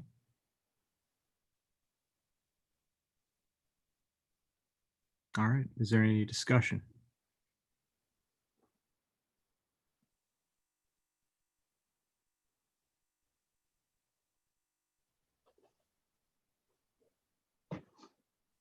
Mrs. Blankfeld. Thank you, Mayor. I have to say that, you know, we have a bit of a split here between myself and a few colleagues and our others. And, you know, we all have the city's best interests at heart, coming at it from different views on this one. You know, but that's democracy. And I respect where everybody is coming from. I find it unsettling that it's been suggested on social media that any member of council is, you know, completely unconcerned about the environment or doesn't care about the environment because we are deeply concerned about the perilous state of our financial affairs at present. And it's sound stewardship. To not be concerned about our financial safety is, you know, you can't just not.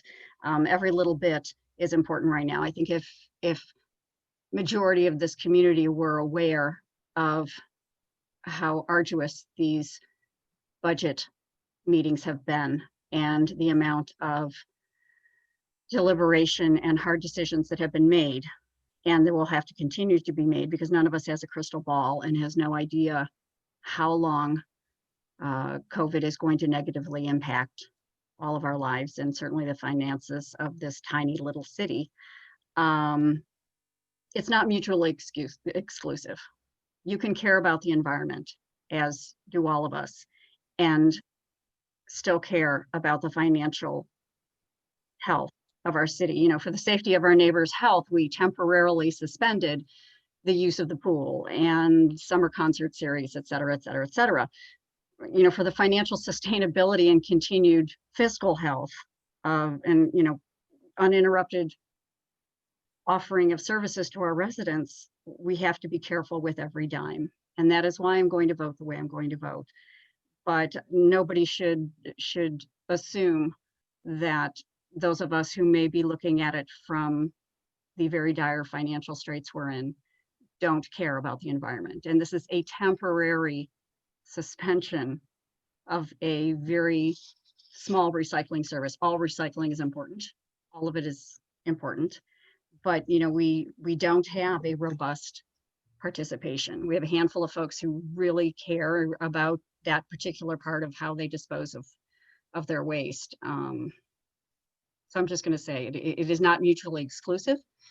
And I look forward to a time when recycling isn't going to cost us money we don't have, and that we can, be making a difference in that way. That's my thinking. Thank you very much. Okay. Thank you, Mrs. Blankfeld. May I say something, please? Yes, Mr. Erdl. Yeah, I agree that the budget is in dire straits and that we need to pay close attention to it.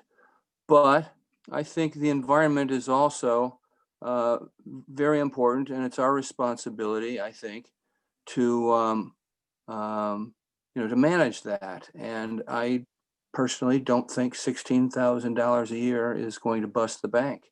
And I think environmentally, it's more important to put those resources to that. Okay. Thank you, Mr. Erdl. Mr. Rock.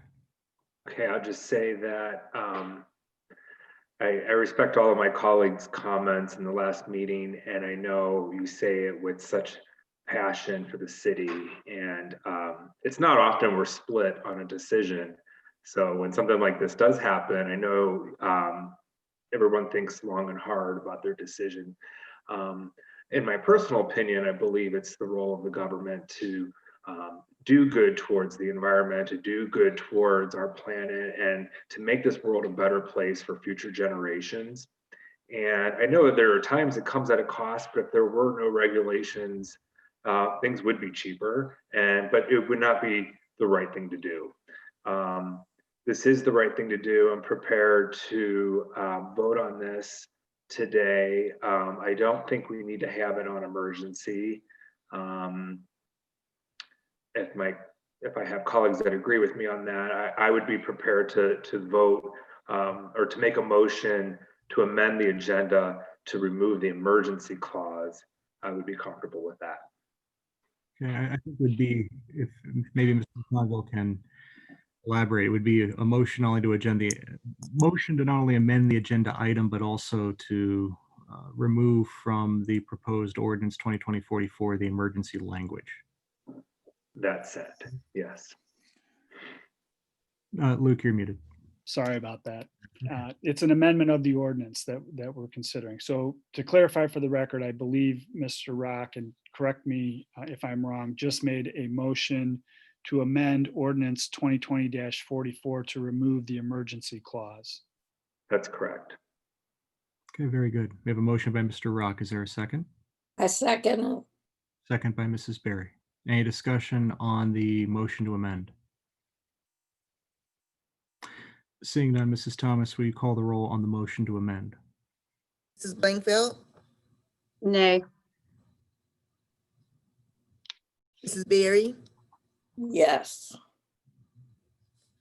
Mrs. Pardee, Aye. Mrs. Weiss, Mrs. Weiss, Nay. Mr. Erdl, Yes. Mr. Rock, Aye. Mr. Gould, Nay. Okay, by a vote of 4-3, the ayes have it. The ordinance that's now proposed before us is amended with to not have the emergency language. Okay, Mayor, with that said, I'd like to make a motion to approve now ordinance 2020-44 to authorize the mayor to execute an agreement for recycling process services between University Heights and Kimball Company. Very good. We have a motion to adopt ordinance 2020-44 as amended by John Rock. Mr. Rock, is there a second? I second it. We have a second by Mrs. Berry. Any discussion on this motion? Okay, there is no discussion. Mrs. Thomas, will you call the roll? Mrs. Blankfield, No. Mrs. Berry, Yes. Mrs. Pardee, Aye. Mrs. Wise,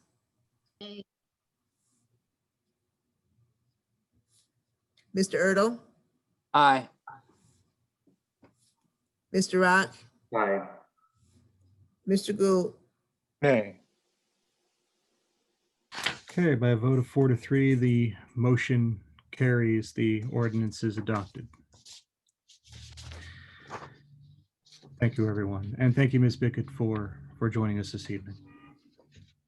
Next item on the agenda is item D, amended ordinance 2020-31, enacting codified ordinance section 280.04, entitled public hearings notice, and this is on second reading. Gould, you are the sponsor of this legislation. And Mayor, if I could just interject, I did go back and review the minutes of the meeting at which this ordinance was initially considered in June. And during that meeting, I had indicated that I would take a look at language that Mr. Gould, I believe, seeks to amend. And in terms of presenting the ordinance to council for amendment, I think that should happen as well on the floor, because there was no directive or vote at that initial meeting.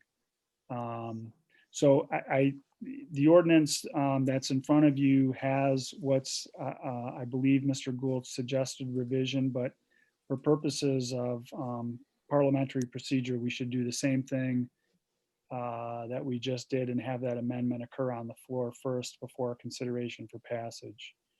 We don't have the same issue related to emergency because it's a non-emergency measure. And I hope I've explained that clearly, excuse me, and that makes sense.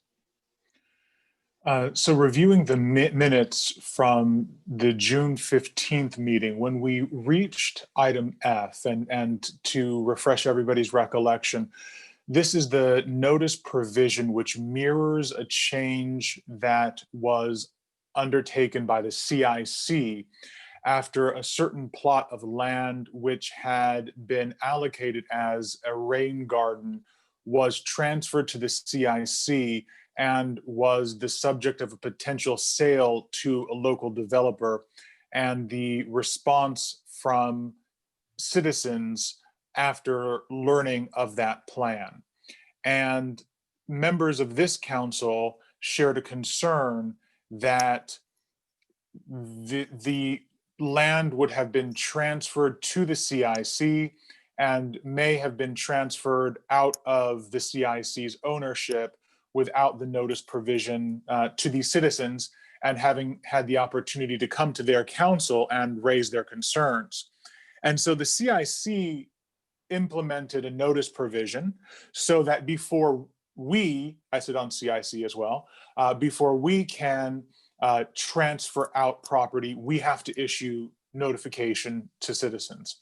The concern, I think, from some of my colleagues that don't sit on CIC was that, well, what about us? What about the political ramifications? What about the concern that I have for my constituents who, before I make a decision to transfer it out at all?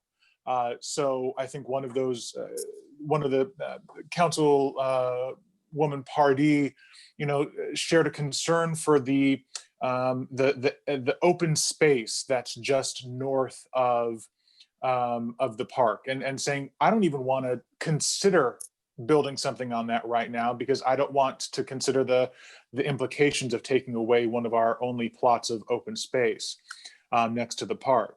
And so it's that type of consideration that we wanted to give members of this council the opportunity to hear from their citizens before they make decisions that implicate surrounding parcels. So we had this language that was drafted.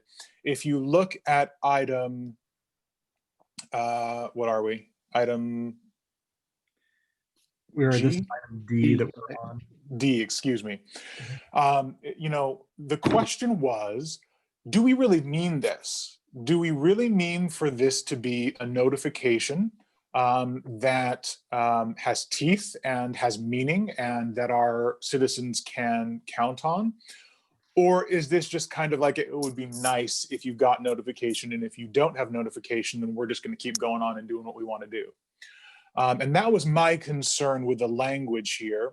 It spells out a 7-day notice. It will be mailed notices that will be given to the record owners of any real property located within 200 feet from the exterior boundaries of a property. So if you're this open spot of land, your house is within 200 feet of it, you're in the city of University Heights, you get a written notice mailed to your home 7 days prior to the time that council would be taking action to transfer that property to CIC or otherwise take action on that property. And what was included that was not my intent and was not my request, the law director, was this final paragraph. And that is, the failure to deliver notice as provided in this section shall not invalidate the public hearing or any transfer, conveyance, sale, or disposition of property to the University Heights City Beautiful Corporation. And my concern there was that if we mean this to be a notice, then it should say that, and we should be bound by that.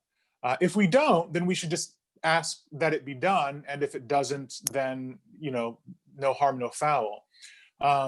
So I went back to review the minutes when this was not back on the agenda last time, and I saw that Mr.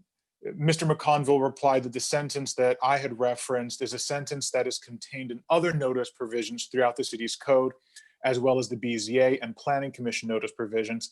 It allows the city to make the argument upon a legal challenge that any action taken by any of the boards was in fact legitimate, even though notice was not provided. And that Mr. McConville would research changing the language in that section, but also there were some political ramifications, and the developer was willing to give us that back. So the immediate concern was addressed. And so I guess, Luke, what I'd like to hear now is well, my potential motion would be for the removal of that section, but I'd like to hear what your research on that subject was before I make the motion. Well, I didn't really find anything groundbreaking. What I did find are some cases that really emanate from a zoning context, which is, as you know, a typical context in which municipalities are obligated to provide notice to property owners within a certain radius of impacted property, where courts were ruling that the failure to give notice was fatal to a project. And so that there are a few instances in Ohio where courts have, even in instances where construction has already begun on a project, concluded that the zoning change made by a board of zoning appeals, whether it be for area variances or use variances, are invalid due to a lack of proper notice to neighboring property owners who, under the municipal ordinances, were entitled to notice. That obviously is a somewhat catastrophic result. You have, you know, on the one hand, a notice failure to begin with, and then you have an action by the municipality that's relied upon by, you know, the downstream developer to the point that capital is now being expended on a project. So, you know, clearly you have a lot of serious issues there, and undoubtedly additional litigation followed that zoning litigation. Those were really the only type of notice cases that are in any way analogous to this requirement. CICs are relatively new. And so I didn't find anything that, is exactly on point as it relates to a transfer of property from a municipality to a CIC. I guess my concern, well, let me back up one step. I think, to be candid, I've always kind of wondered about this language that is at the end of all of our notice provisions. Does it actually provide a defense? What would a court think about it? Would a court allow a municipality to have an ordinance that in effect, and as you pointed out, Mr. Gould, says, well, we are obligated to give notice, except that if we don't give notice, it doesn't really count. What would a court do with that? The thing that gives me a little bit of comfort about that language as the law director is just that it presents this additional hurdle for someone else to overcome, in a notice argument situation. And in any kind of a notice case, one of my fears is that the city is put in the position of having to prove the negative in a sense. Whether a particular individual or owner of property who's entitled to notice got notice, it will be a question of fact. And we're going to have to, one way or another, prove that notice was in fact given. And I think that isn't always easy.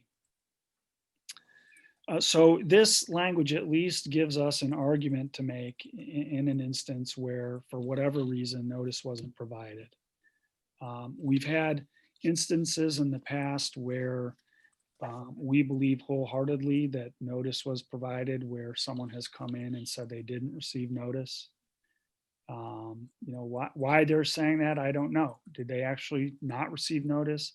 Did they receive it but not realize it and throw it into the garbage? It turns into a sort of a, one person says one thing, another says something else. But I'm a little bit reluctant to have this language removed just because it does create another barrier for someone who's trying to argue that an action of the municipality should be undone or was somehow illegitimate. And I don't say that in any, my saying that is not intended to, disparage the argument you're making, which I understand, wholeheartedly. I mean, I understand what you're saying. It's a little bit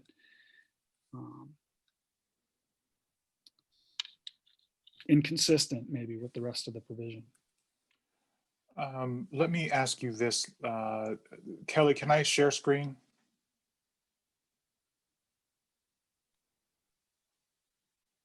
Yes, you should be able to. Okay.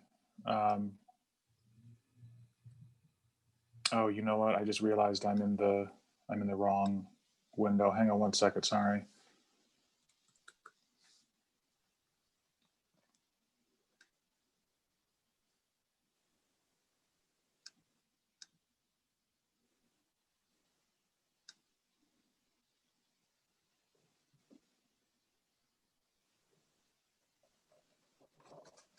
Kelly, I've just joined as my first name. Can you allow me to share, please? Screen share is open to everybody. Okay. Sure.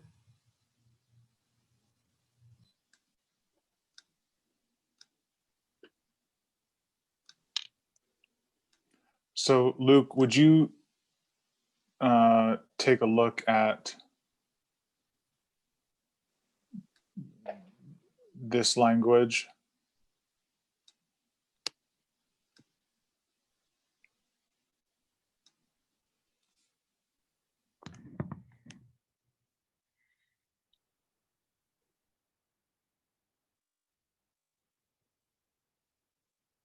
Don't,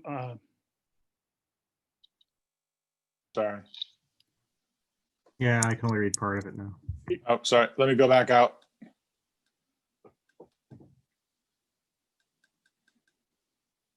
Can you see that now? Yes.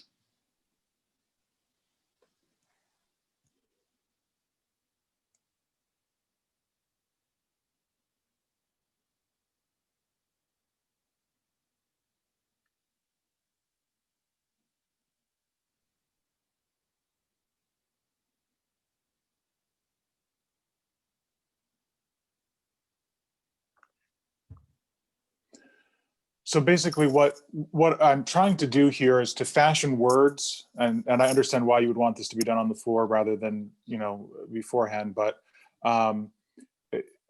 what I'm saying, and what I think in looking at the minutes from last time, some of my colleagues agreed with, is that if we're going to have this notice provision, we really do mean it. And what I'm hearing you say is that you want, your concern is that the liability that opens the city up to in the event of a technical violation here. So the city sends out mailings, but, you know, had calculated somebody being 215 feet away when in fact they were 195. And they didn't get a notice, and so the provisions weren't met. And so if we were in a position where somebody had then, you know, we'd announced this project, we had gone forward, there were investments made, and someone was like, aha, but I'm actually 195 feet away, not 205. Then council could waive it, you know, with the explanation from the administration that it had tried to comply with this, rather than removing it completely, because I understand your concern. And generally when my law director tells me to do something, I like to listen to my lawyer's counsel. Does this give you any, or modification? This is just the first attempt, but do you see what I'm trying to do here, where council would be able to vote to remove the requirement? Yeah, I'm wondering, Luke, I mean, I just want to interject here as the chair. The reason this legislation wasn't on the agenda last time was because I thought it was going to committee. And this is the kind of work that we really ought to be doing in committee. I mean, here we're presenting possible language to the law director, asking him for on-the-fly instant analysis as to its interpretation. And this is committee work. We should be doing this in one of the committee settings. I thought this was going to committee, which is why we didn't put it on the agenda for last meeting. And I was a little surprised when it showed up because I didn't think it was ready. And as it turns out, it's not ready, because here it is. You know, we're rewriting the ordinance on the floor and trying to get the law director's instant opinion as to the meaning of language that could result in litigation. I suggest that we table this and take it to committee and hash these things out there.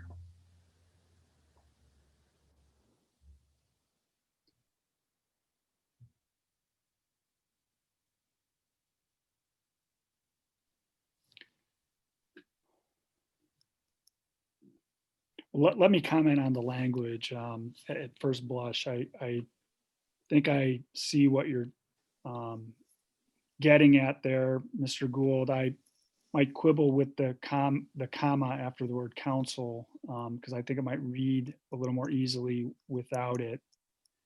But the other thing that we may want to do is make this type of provision uniform throughout our notice ordinances. In other words, if we're going to change, if we're going to have this notice ordinance read in this way, you know, we should at least consider having that be a uniform provision in all of our notice ordinances. At least that's some food for thought for council.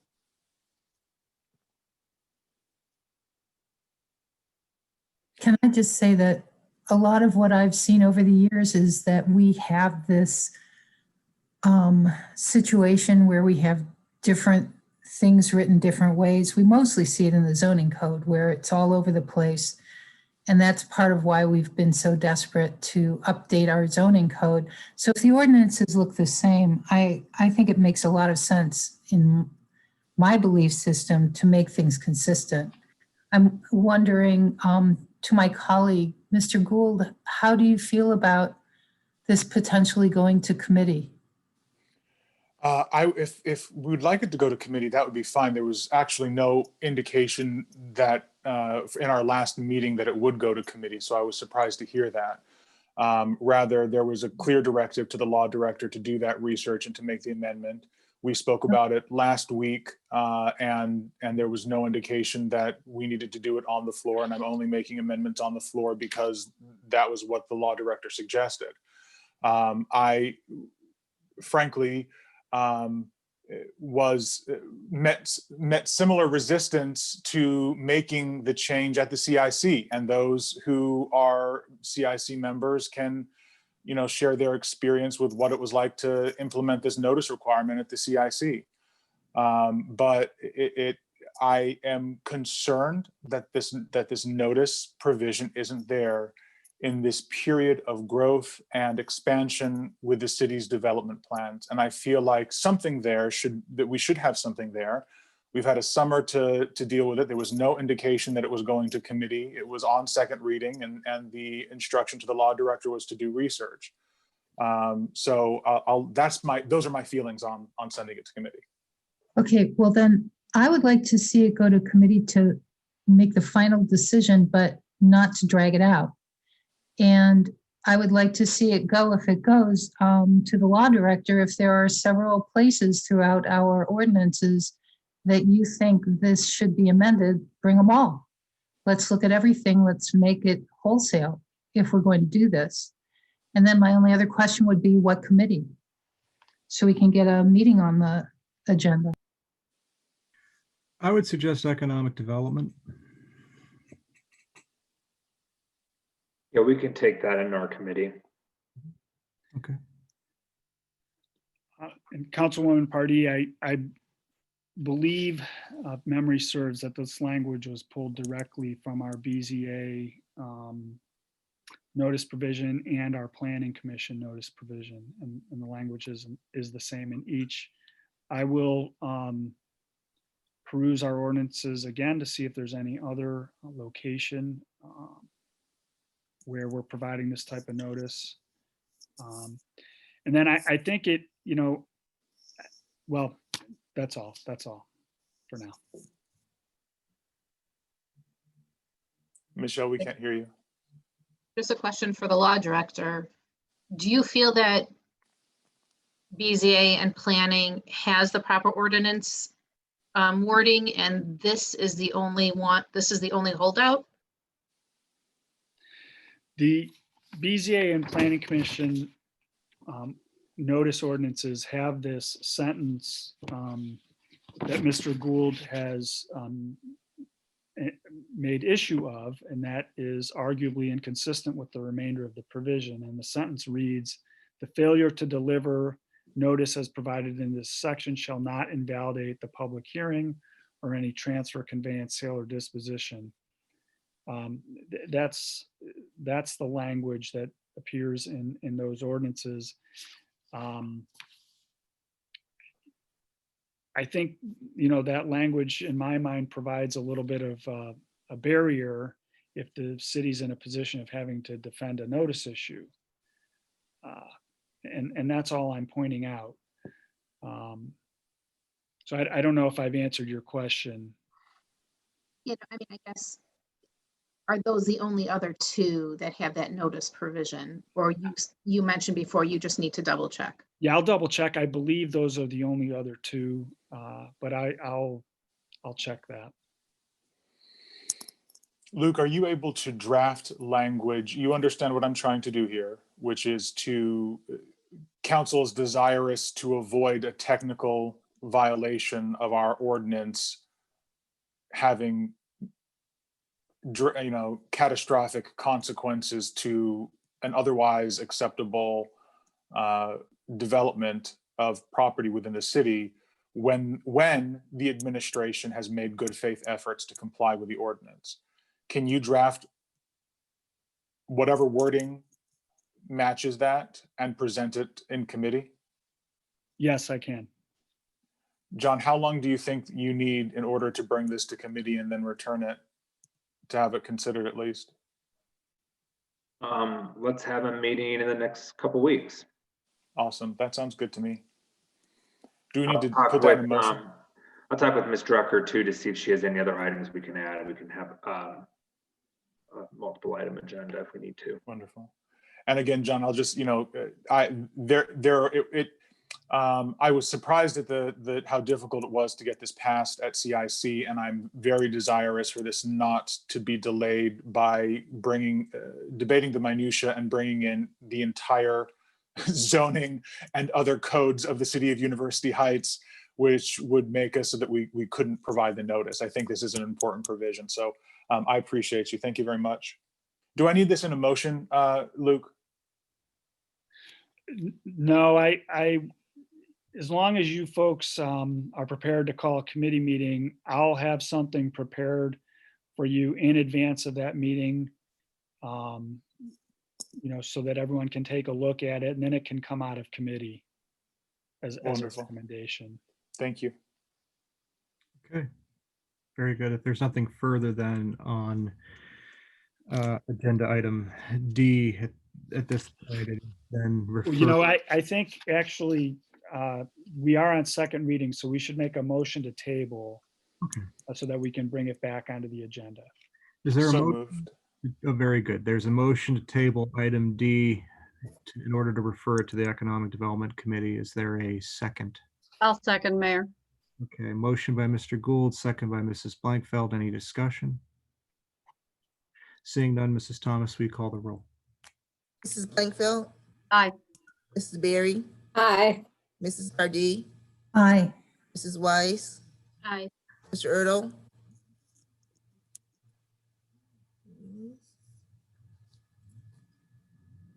Mr. Ertl is muted.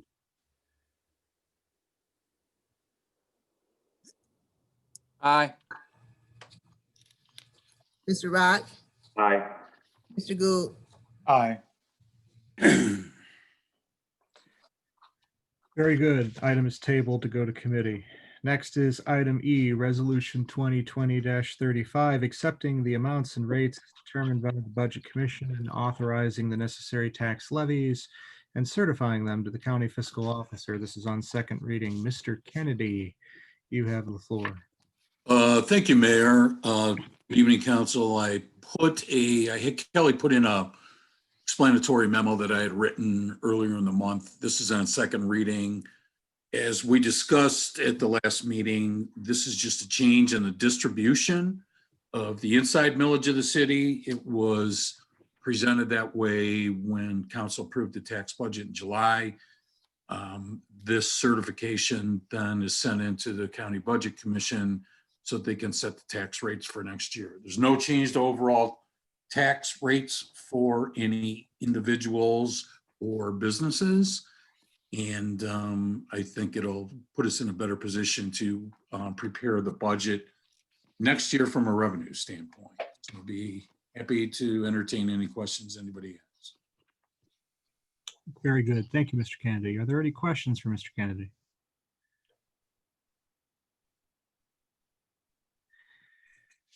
Okay, any comments? Is there a motion to adopt Resolution 2020-35? So moved. Very good. Motion by Mrs. Weiss. Is there a second? Second. Second by Mrs. Blankfeld. Any discussion? Seeing none. Mrs. Thomas, will you call the roll? Mrs. Blankfeld, Aye. Mrs. Berry, Aye. Mrs. Pardee, Aye. Mrs. Weiss, Aye. Mr. Ertl, Aye. Mr. Rock, Aye. Mr. Gould, Aye. Very good. Resolution passes. Next is item F, ordinance 2020-45, adopting small business assistance program, appropriating funds and CARES Act funding to said program.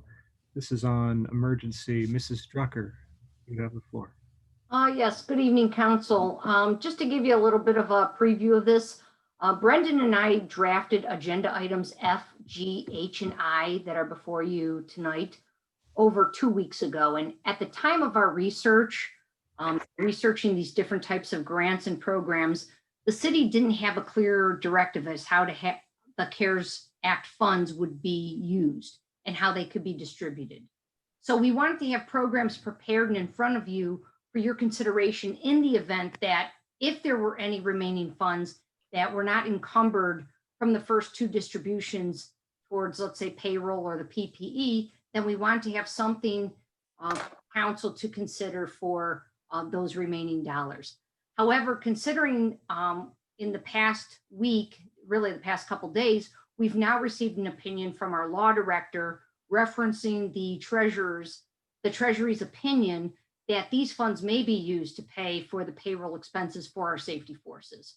So what I would, I'll still review the programs, but I think we're to approach it a different way, in that we would like you to keep these items before you and possibly keep it on first reading at this time as a backup plan, if you will, in the event that there may be another round of funding and if more monies are released, that then could be put forth to programs such as these.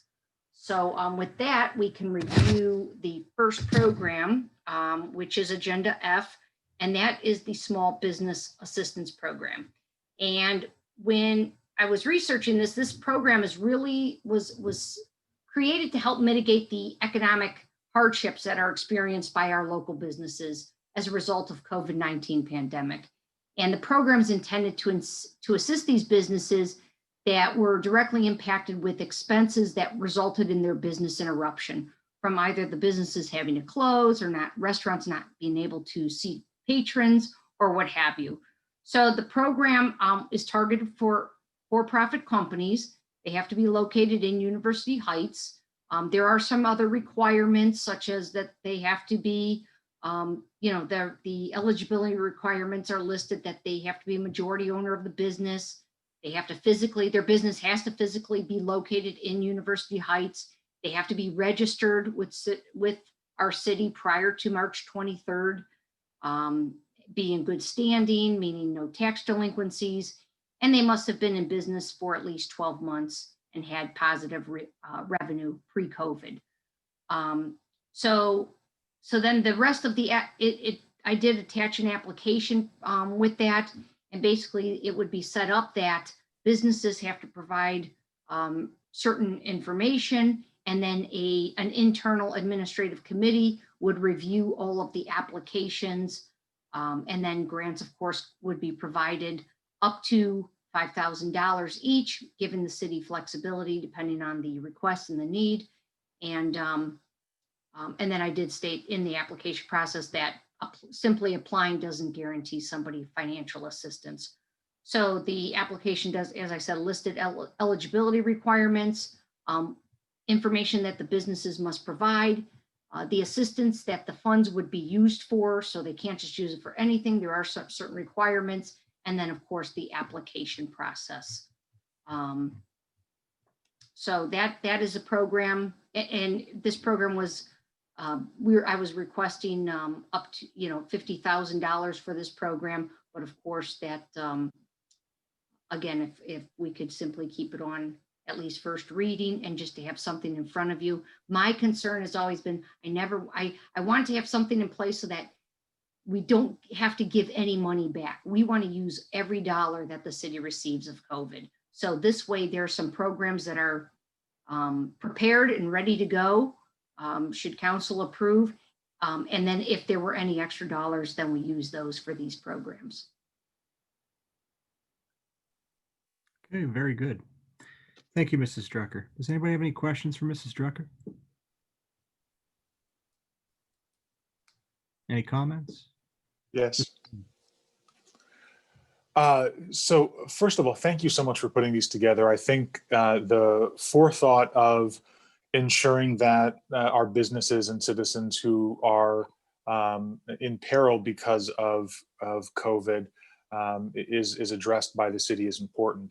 I'm grateful also to hear that this was something that was in the works and wasn't intended for us to vote on right now, but rather kind of hold in the wings, because I think that I just want to ensure that the program that is proposed meets the aims.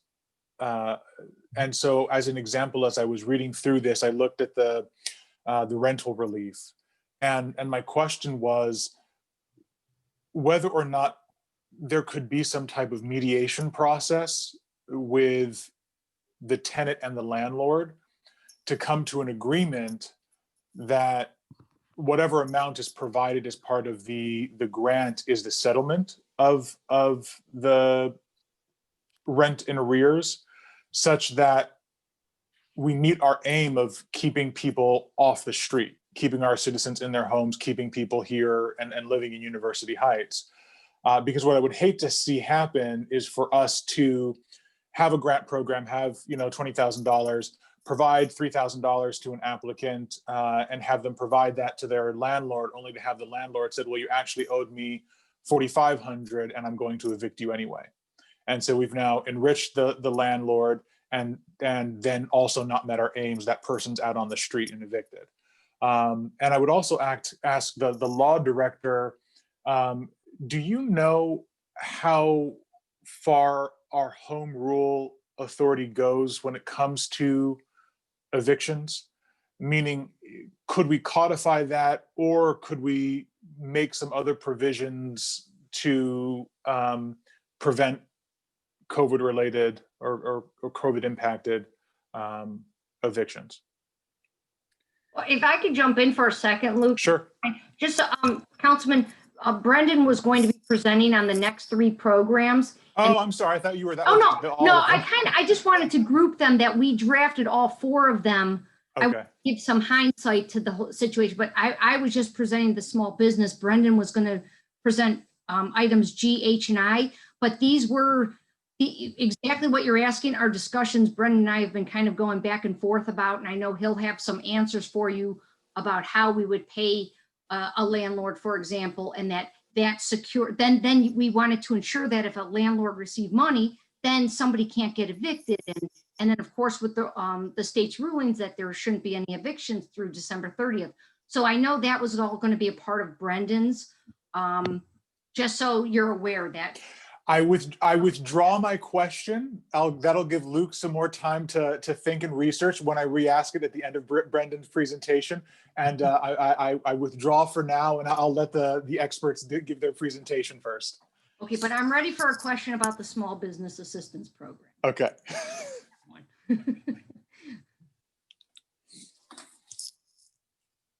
Well, this isn't so much a question, but just I want to jump in here. I mean, one of the things with the Small Business Assistance Program is we want to make sure that our relief here is targeted, that it's meaningful, that we aren't simply giving money that will evaporate. If the business was planning on closing anyway, they take our money and they close anyhow.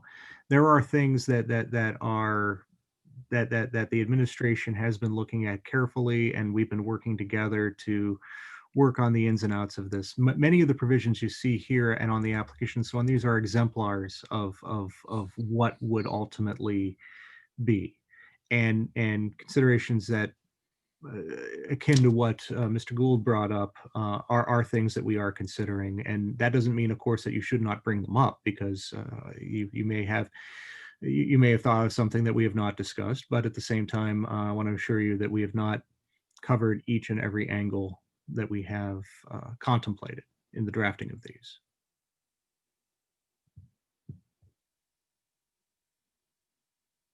Mrs. Weiss. Yes, just before Brendan started, the only thing that I wanted to mention is, I think that between the finance director will know more, toward the end of November, where we are holding with the dollars, and then that can go right to committee. So the committee can discuss these 4 things. It could be a committee of council of the whole. So, it's not divvied up into different committees.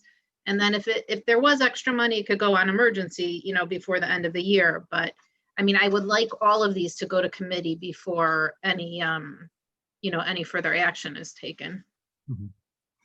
Yes. Well, then could we make that refer? I know I was asking to keep it on first reading, but possibly tonight, maybe all 4 items, then if we could refer them to committee immediately, even if they're held in committee for a while, but just so we keep the momentum moving forward. Again, my thing is I just want to be prepared. So if there's any extra dollars, we have a way to spend them and use that money. Right. That's great forethought. And I appreciate it. And I think all of council appreciates it. And just, knowing that, if we can get our biggest bang for our buck with the payroll, the COVID payroll, and with PPE, and even stockpiling additional PPE for the future, which, we should keep, at the top of our minds. And then then if there is extra, we'll go, we can discuss that. But yeah, for sure, we can send it to committee. If I We're could gonna just, have a economic development committee meeting the next couple weeks. Would you recommend we put it there, or do you want to see where it is in finance first? I think we need to wait to closer to the end of November to see where the finances are. Well, I think we also need to be cognizant that there is at presently a rule about encumbrance versus spending. And we have an October deadline when it comes to encumbrances. Presently, that could change. I can tell you that the House Finance Committee in Columbus is meeting tomorrow to discuss further disbursement of additional CARES Act money to local government. And they're, and I don't know what they will take up, but they could take up that deadline. But in the meantime, until they do, we have an October deadline for encumbering the CARES Act money that the city has, and it's a use it or lose it proposition. So a meeting that we would have, I would urge that we have sooner rather than later, and couch it in terms of the contingency of what, if anything, we have that is not yet committed. I could very well see the small business item here going to economic development, because I do think that it's appropriately there, and I could see the other three programs going to building and housing. I mean, all that's contingent upon how the finance angle works, but I think at the heart of this are considerations for economic development and local business, preserving and helping buoy our local businesses, and then the same thing with building and housing, the housing programs. I mean, the thing here is we know from the income tax collection that our collections are down. We know they're down in part because unemployment has happened, employment is down, people's incomes are down, and we can easily infer from that the distress that is occurring in the community with regard to being able to keep up with one's expenses and bills, and that's going to include housing, that's going to include utilities, and in housing, it's going to include mortgage and rental. The fact that we haven't had a foreclosure or eviction explosion is only because of the directives that have kept people in their homes up to a certain point. And the thing is that at some point those directives will come to an end. And right now there is no provision out there for what is to happen except to make people instantly come current, which if they could have kept current, they would have been current. And what I fear, and what we should all be very concerned about, is a housing crisis that looms in this city and really across the country. But here we're in a position to potentially do something about it, and that is why it was important to administratively that we get this before you, so that we could try to head off at least some of that. I would agree with the mayor in that. I mean, I think any of us who've had the experience of working in federal programs know that there's no amount of preparation that's too much when it comes to being ready to implement them and adapt to them as they're passed. And while I think the financial role and whether or not the city as an entity can utilize all of the CARES Act money independent of these programs is a primary concern, I would hate to find on October 20th that we have $75,000 that we just can't use, and to still not have this program hammered out. So I think at the risk of, if that's one risk, and the other risk is that we spend several hours in committee talking about this and then find that we're not going to implement the programs because we've used the money as a city, I'd much prefer the second option, because I think at least we will be prepared to do so if the opportunity presents itself. So I would like this to go to all of the committees. If we send it to building and housing for that portion, send it to economic development to hash out their program, and send it to finance committee to determine whether or not there's any money left over, then I think we're all working together and in our different fronts to a universal solution. And I think that would be the best way to do it. Very good. Thank you, Mr. Gould. Mrs. Weiss. No, I mean, I agree with Councilman Golden in the fact that we should be prepared and make any iterations that we need to with the actual ordinances. But just, Dennis, correct me if I'm wrong, you can encumber everything in, as long as it's in the general fund and then move line items, right? So you can encumber everything for payroll, and can you move it into then a grant line? Well, we will move it. There's a separate fund that we set up, Fund 297. That's where all the Coronavirus CARES Act money is going into. So what we would do is for any expenses to date, we'd reclassify those expenses from the general fund into that fund, which is supported by that cash. And then anything when we get to the end of October, assuming that that date is still in force, there's talk that that's going to be extended as well. We would then just encumber what we have for the rest of the year. Yes, that was my point. I mean, we can encumber it and it won't be a problem moving it around. So I'm not worried about the encumbering part of it. Well, can I jump in a second? Because Dennis, our meeting earlier this morning, I asked that same thing and you said it had to be encumbered for a specific purpose. So that's. Yeah, I thought it all, yeah, I think that's the definition of encumbrance, is that you know what it's going to be spent on. Right, so that's why I was saying then if everything right now is going, the first two disbursements are going towards police and fire, then that's why we just wanted this kind of in the wings, waiting, ready to go, so that if there was another disbursement and then monies were available, we would use that. But I thought you said it was that we couldn't just shift line items for this COVID money, that we had to specifically identify where the COVID money's going. If you encumber the money, the encumbrance that's filed has to be for that particular purpose. But okay.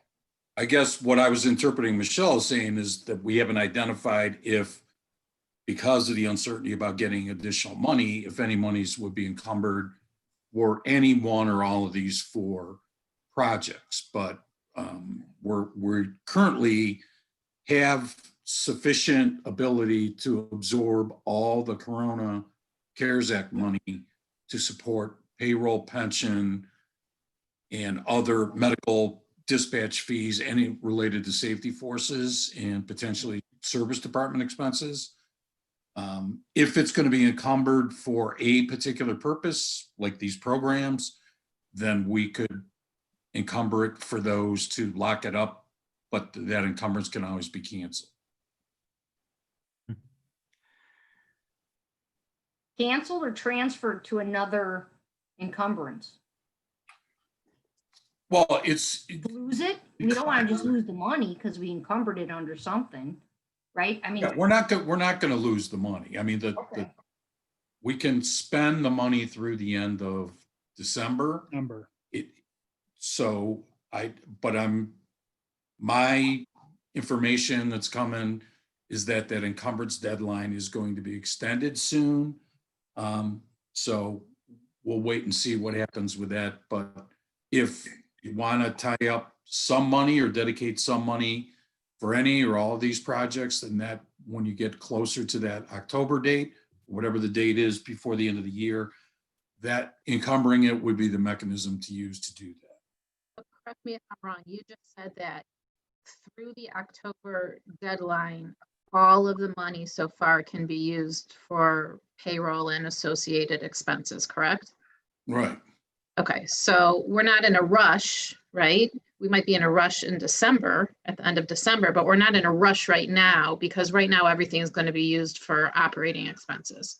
It can be, yes. And I think the question is the mayor referred to earlier, there's the Senate Bill 357 and the hearing that's going on in the House. If there's more money to come our way, then it would be, for the city leadership to determine how they want to spend that additional money. Correct. And can I just interject one thing? I just want to make sure that people are clear about the timeframes. Currently, the state requirement is that municipalities encumber funds by October 15th. That's the deadline that Dennis was referencing and that we believe may be extended to some date in November. But as of today, that date is October 15th. in any event, the funds need to be spent by the end of the year, by December 30th. And so I think in my mind, the question of whether or not we're in a rush depends on what we want to spend the money on, because one thing that you have to keep in mind is if you adopt one of these programs, the city will be in a position of needing to go out and solicit applications and then processing those applications for eligibility so that we can make sure that we get the funds out before the end of the year. And in going to the committee, I would recommend that we go to committee sooner rather than later so that we will be in a position before October 15th that if need be, we can make a decision on any or all of these programs. So while we may get news that intervenes and extends that date, until that happens, we should assume that the 15th will remain the deadline and proceed accordingly, which doesn't mean we have to pass anything tonight, of course, but it does mean that we should be expeditious in the committee process. Mrs. Blankfeld. You're muted.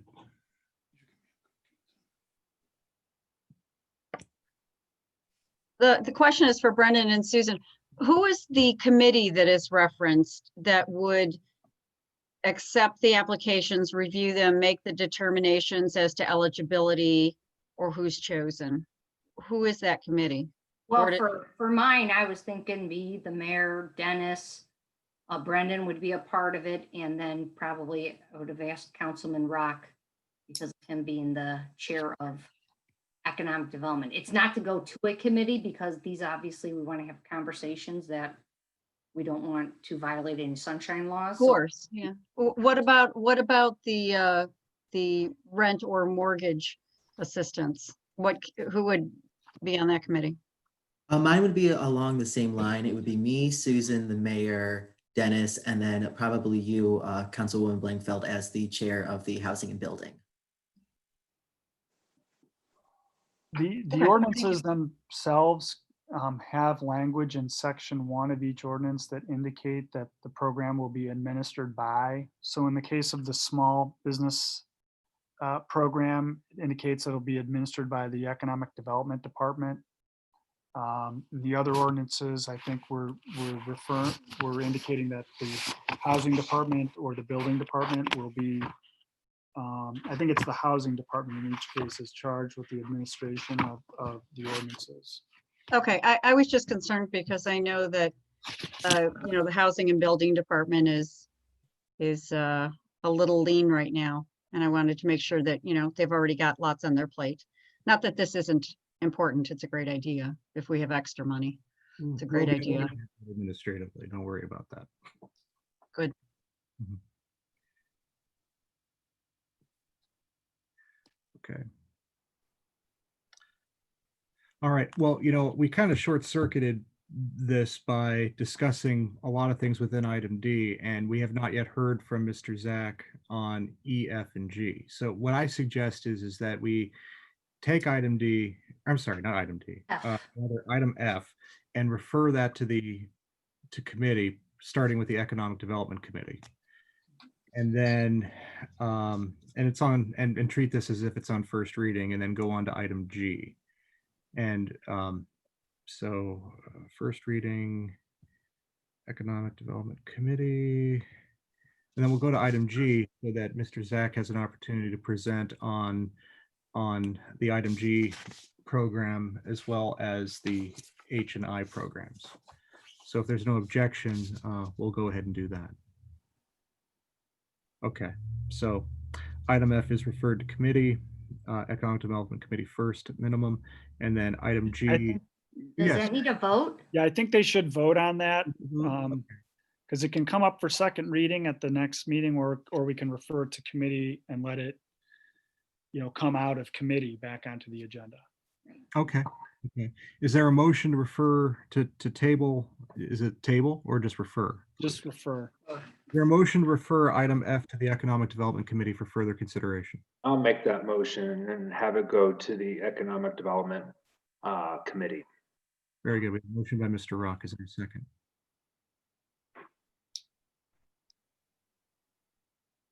I'll second. Second by Mrs. Berry. Any discussion? Seeing none, Mrs. Thomas, we call the roll. Mrs. Blankfeld, Aye. Mrs. Berry, Aye. Mrs. Pardee, Aye. Mrs. Weiss, Aye. Mr. Ertl, Aye. Mr. Rock, Aye. Mr. Gould. Aye.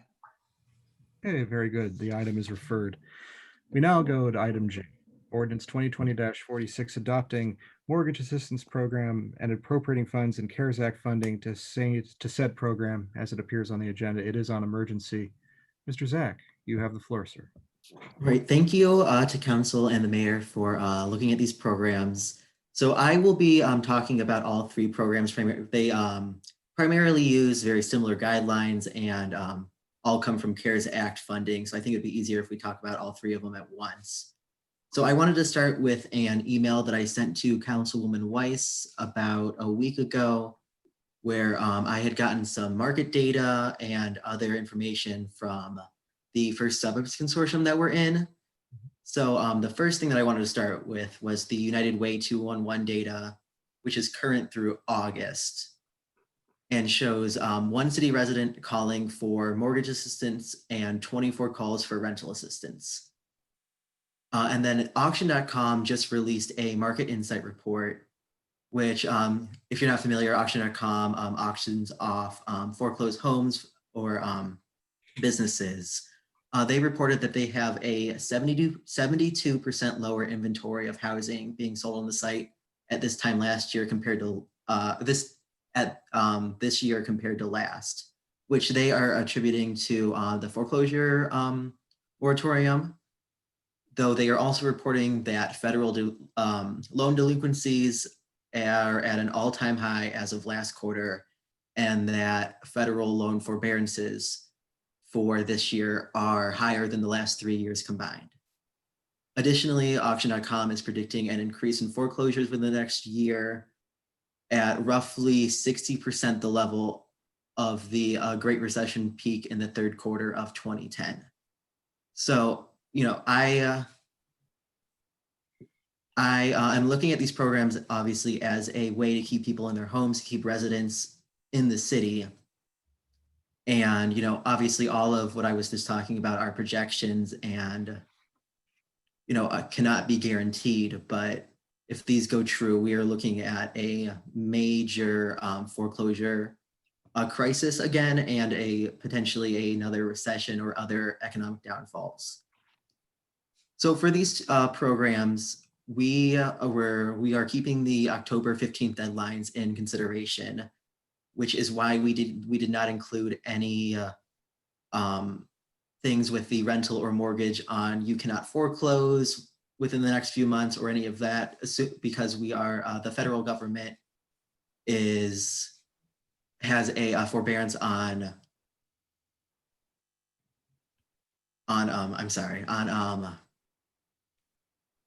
foreclosures until the end of this year. So we were assuming on the using the 15th as the deadline, and then the 30th for the program to disperse funds that would give an additional 2 months for people to get back on their feet, you know, kind of use the up to $4,000 loan, or grant to help, and then give them another 2 months to get themselves back on track.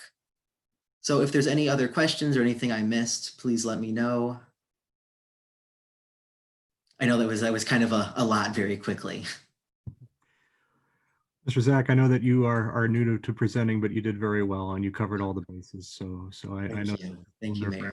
And even on Zoom, just think you could have been standing behind a podium. If only we would be able to have you stand behind a podium addressing us in person. But thank you. You did well. But I'm sure there may very well be questions though. So do we have any questions for Mr. Zach?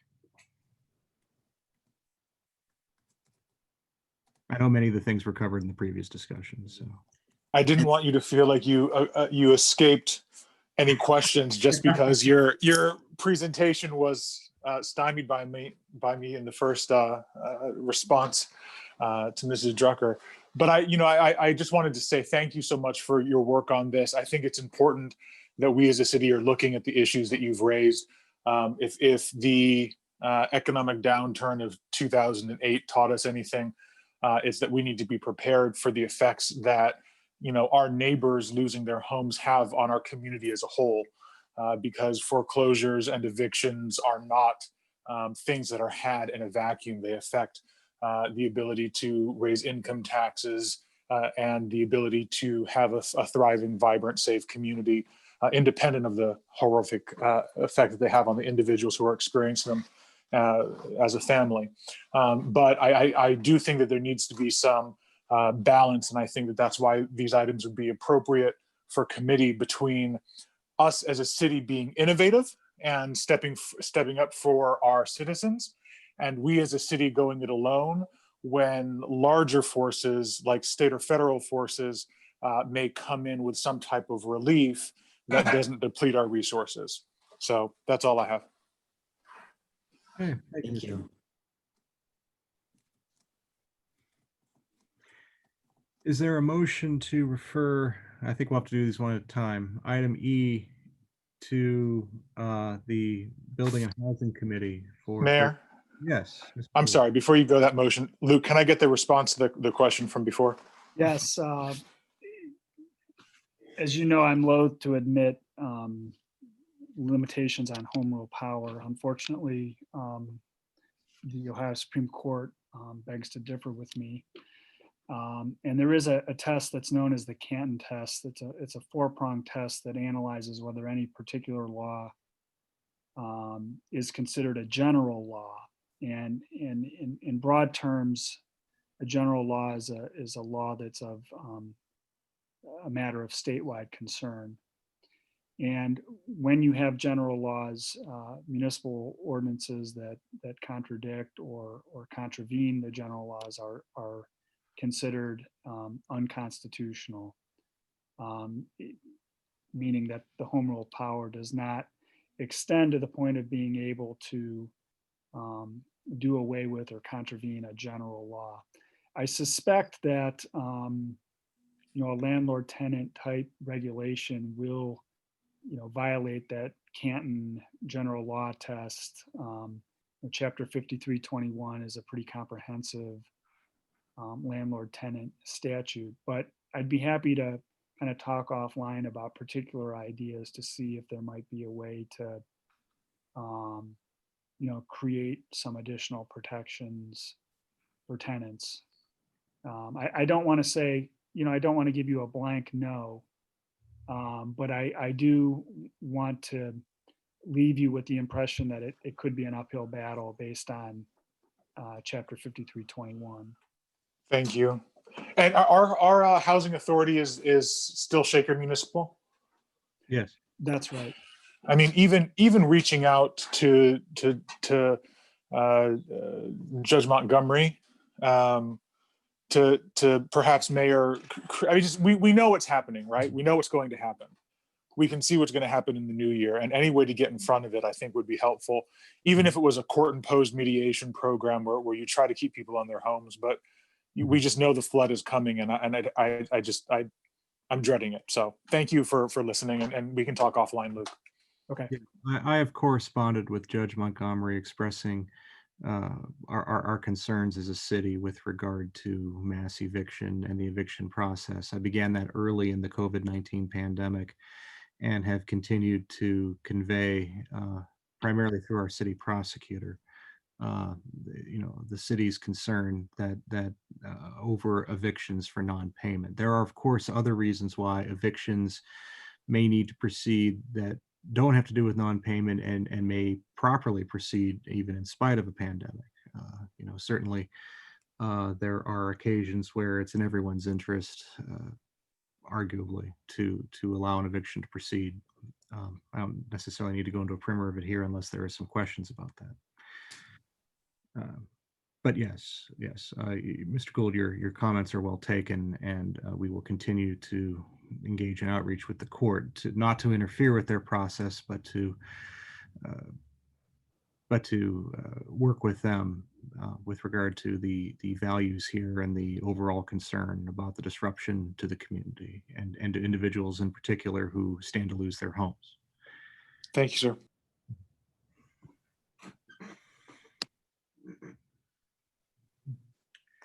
Okay, is there any further discussion on item G?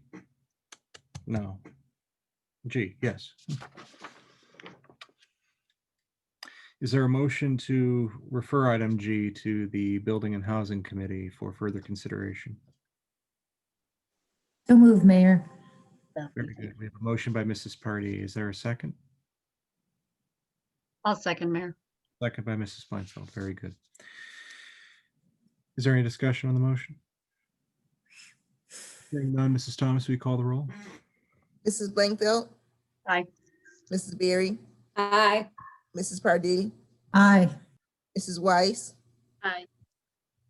Mr. Erdl, Aye. Mr. Rock, Aye. Mr. Gould, Aye.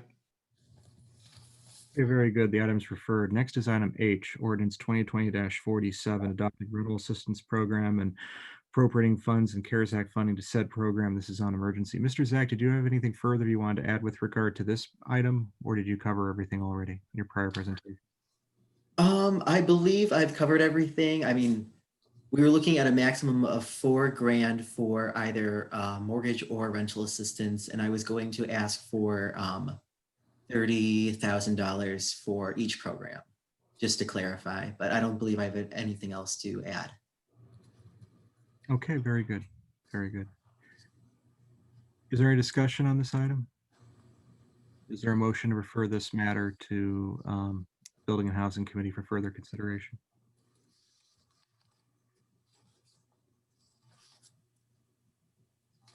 So move, Mayor.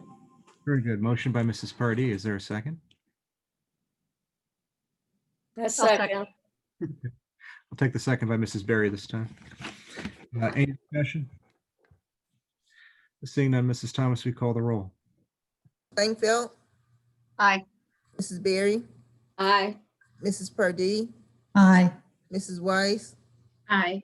Mr. Erdl, Aye. Mr. Rock, Aye. Mr. Gould, Aye. Very good. The matter is referred to Building and Housing Committee.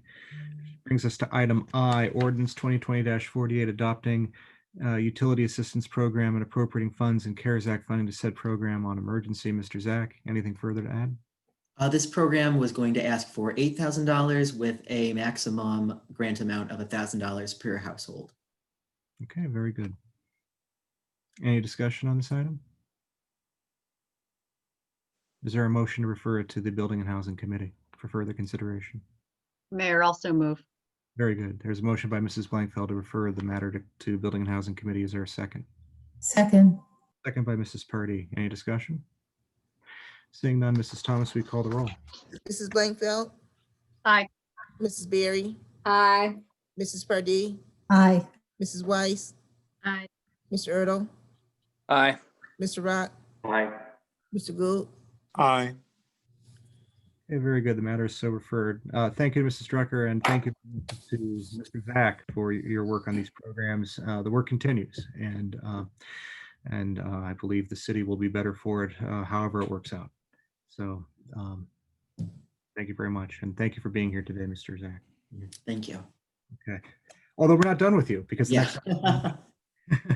motion authorizing the mayor to apply for an Ohio Environmental Protection Agency level 2 electric vehicle charging station grant. Mr. Zach, you have the floor. All right, so this is a reimbursement grant from the Ohio EPA using the Volkswagen settlement money, some of the Volkswagen settlement money, to install level 2 electric chargers in the city.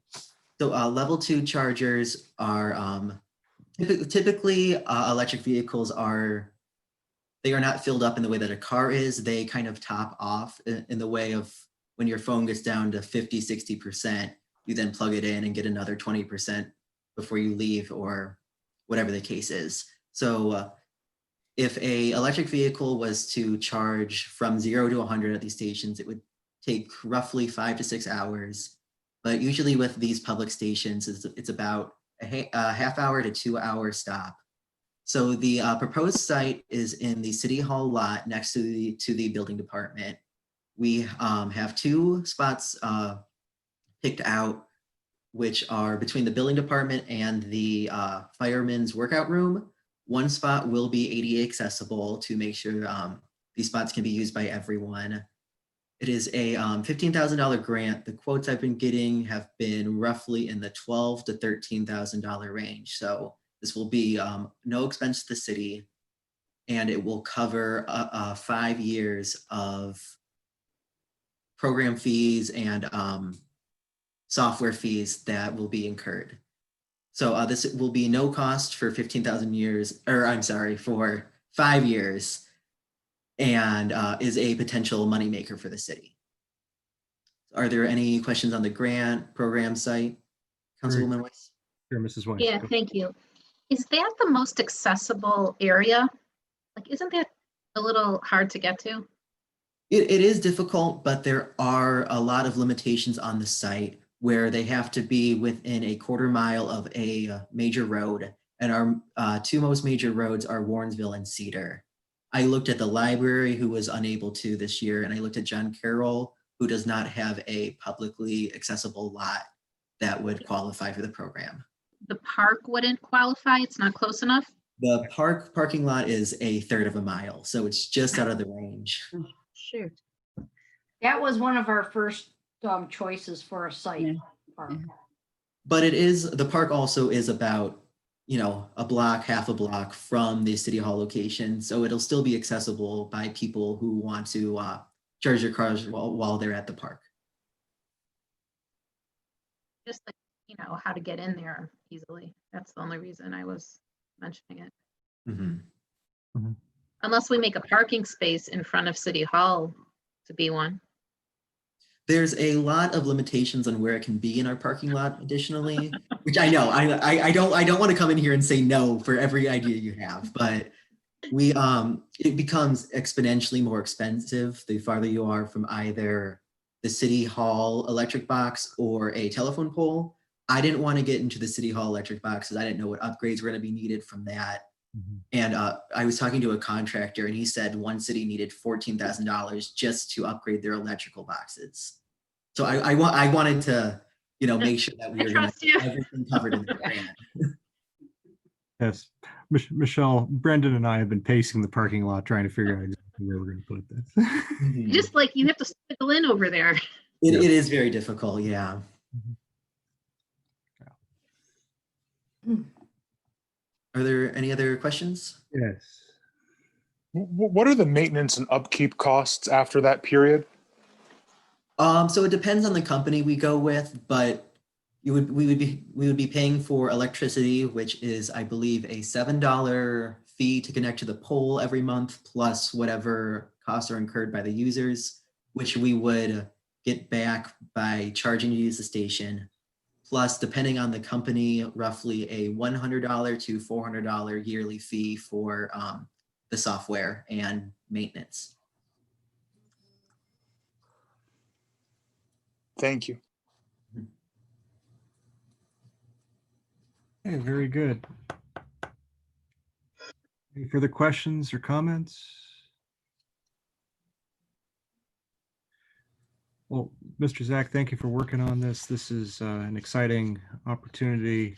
Looking forward to the prospect of applying and hopefully winning this grant for the City of University Heights. I know these are competitive, and this isn't a motion to accept, but rather a motion to proceed. So, we hope that our application will be well taken. And we know that you're going to put us in the best possible position to be considered. So thank you, Mr. Zach. Thank you. Is there a motion to authorize the mayor to apply for the Ohio EPA Level 2 electric vehicle charging station grant? So moved. Motion by Mr. Gould. Is there a second? Second. Second by Mrs. Weiss. Any further discussion? Seeing none, Mrs. Thomas, will you call the roll? Mrs. Blankfeld, Aye. Mrs. Berry, Aye. Mrs. Pardee, Aye. Mrs. Weiss, Aye. Mr. Ertl, Aye. Mr. Rock, Aye. Lou, Aye. Very good. Motion carries. Thank you, Mr. Zach. Thank you, council. Thank you. All right, next is item K, motion to hold an executive session immediately following this regular meeting for the purpose of discussing personnel, legal, and/or real estate matters. We do not have anything this evening to bring to you in executive session. Unless somebody has thought of something since this morning. I do not believe so. So we will move from that part of the agenda to the director's reports. First up is finance. Mr. Kennedy. Thank you, Mayor.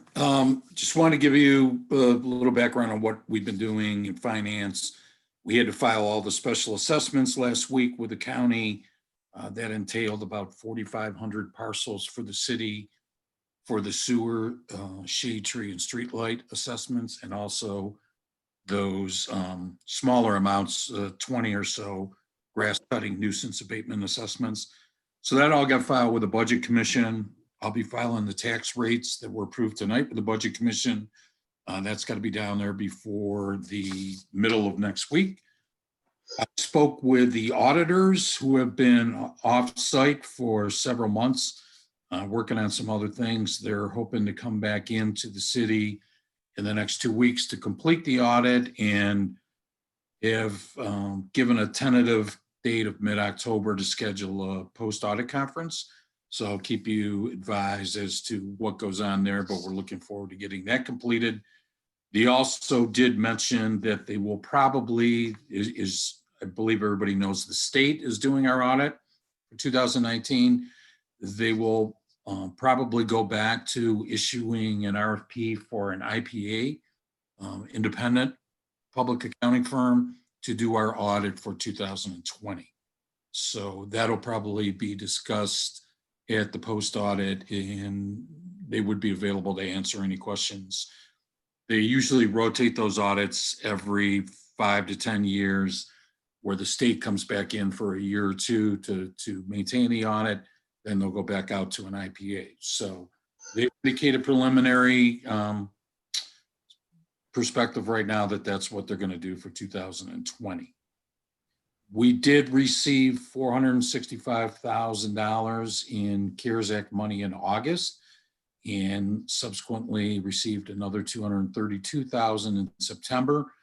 And as both the mayor and I mentioned earlier, there's a current discussion in the legislature in Columbus about entertaining some provisions to distribute additional monies prior to year end. And I think what will be the result of that outcome will impact some of those dates that we talked about earlier. So we'll keep you posted on what the outcome is of that legislative action. In September, since Brendan's here, we did get a $100,000 reimbursement from ODOT for a grant that he and Patrick Grogan Myers worked on over a year ago for a construction project. So that'll get deposited into the capital improvements fund, where the expenses originally came from. I'll have all the August reports out to everyone tomorrow. We had some technical snafus with our software that just got corrected. I did a report last week. As of 9/16, for income taxes, we were roughly $560,000 behind where we were last year. So again, that's behind where we were on a year-to-year basis, but also down what expected growth we had projected for this year. So that translates to about a 6.5% deficit year to year. We're hoping that the collections will pick up a little bit so that we can eliminate that deficit as we get through the end of the year. That is basically it for me. We'll start working on reclassifying those COVID expenses now that we have both the opinion that Luke so kindly provided us and the updated guidance from the Treasury. So with that, I'd be happy to answer anybody's questions if they have any. Any questions for Mr. Kennedy? Well, seeing none, thank you, Mr. Kennedy. Appreciate your in-depth report. Thank you. Next is Director of Law, Mr. McConville.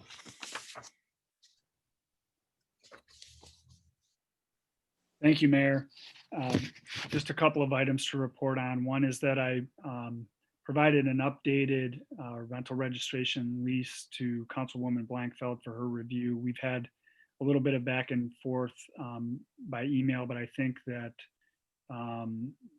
it's reasonable to think that by the end of this week or the beginning of next, the rental registration ordinance will be once again ready for another round at the committee level.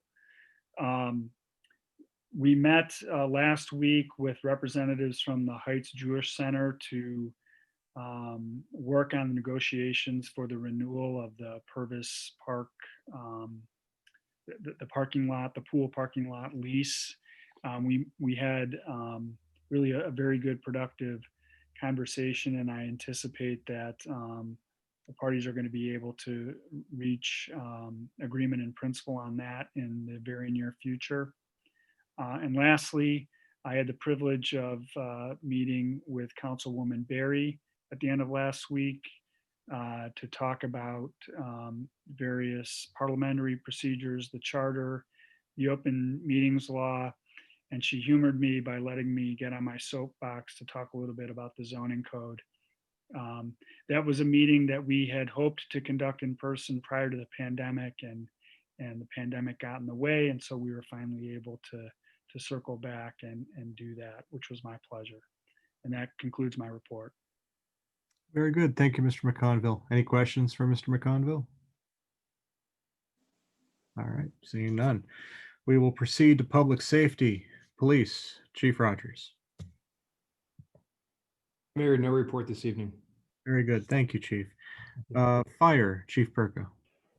Thank you, Mayor. Good evening, Council. 2 weeks ago when I met with you, I was at the scene of a fire incident, so I just wanted to thank you for bearing with me, approving the equipment that we accepted and giving my report out from the field. That said, the fire department has been responding to a number of structure fires in the region lately. We've been doing an analysis of our incident responses. I know it was perceived by a number of my peers that this year our incident response volume would be lower due to the pandemic, from a lot of the media output about people not going to hospitals or utilizing 911 unless they really had to on the onset of the pandemic. Contrary to all that, we are actually 5% over what we did last year at this time. And last year as a whole, we were 20% over our call volume for 2018. So things have been busier this year than we anticipated. September is National Preparedness Month. We've been putting posts out on social media about this. They've had a weekly theme and an update. For the 4 weeks, they were to make a plan, build a kit, prepare for disasters, and then this week, teach young about preparedness. So hopefully I've had an opportunity to look at our Facebook site and take a look at some of those preparedness tips and measures. Going into October, next month is National Fire Prevention Week during the week of October 4th through the 10th. We will also be rolling out information throughout that week about fire prevention. The theme this year is Serve Up Fire Safety in the Kitchen, addressing cooking related fires and how to be safer about that. This comes from a 2020 report from the NFPA. They had some key findings in there indicating that cooking fires are on the rise in the United States, and they caused 49% of the reported structure fires in the country. 21% of those led to fatalities, unfortunately. And interestingly, there were more fire deaths reported in 2014 through 18 than there were in 1980 to 1984 related to cooking. So with all the safety measures that are available to us today, we're still not decreasing the number of these fires or their fatalities. Largely, this is due to the amount of flammable and petroleum-based products in our households today, and fire spreading much quicker than they did back in the 80s or even the 90s. This leads to our Fire Prevention Bureau's mission, carrying on our community risk reduction efforts, still looking into how we can best implement our home safety program that we desired to kick off this year prior to the pandemic. Also looking at community engagement opportunities on education with our schools as they return, and taking things virtual. Last in October, we'll be doing our fall hydrant flushing, and once we have those dates set, we will be sure to get those out on social media as well. And that concludes my report. Thank you, Chief. Any questions for Chief Perko? Seeing none, we will then move on to service. Thank you, Chief. Mr. Corney. Thank you, Mayor. Just a few items to report. Sanitary main line and storm sewer main line cleaning and television inspection work is continuing, and the service department's overseeing that. We are right now in the western part of the city on Cedar Brook, Tullamore, Farland, Jackson, and Brockway.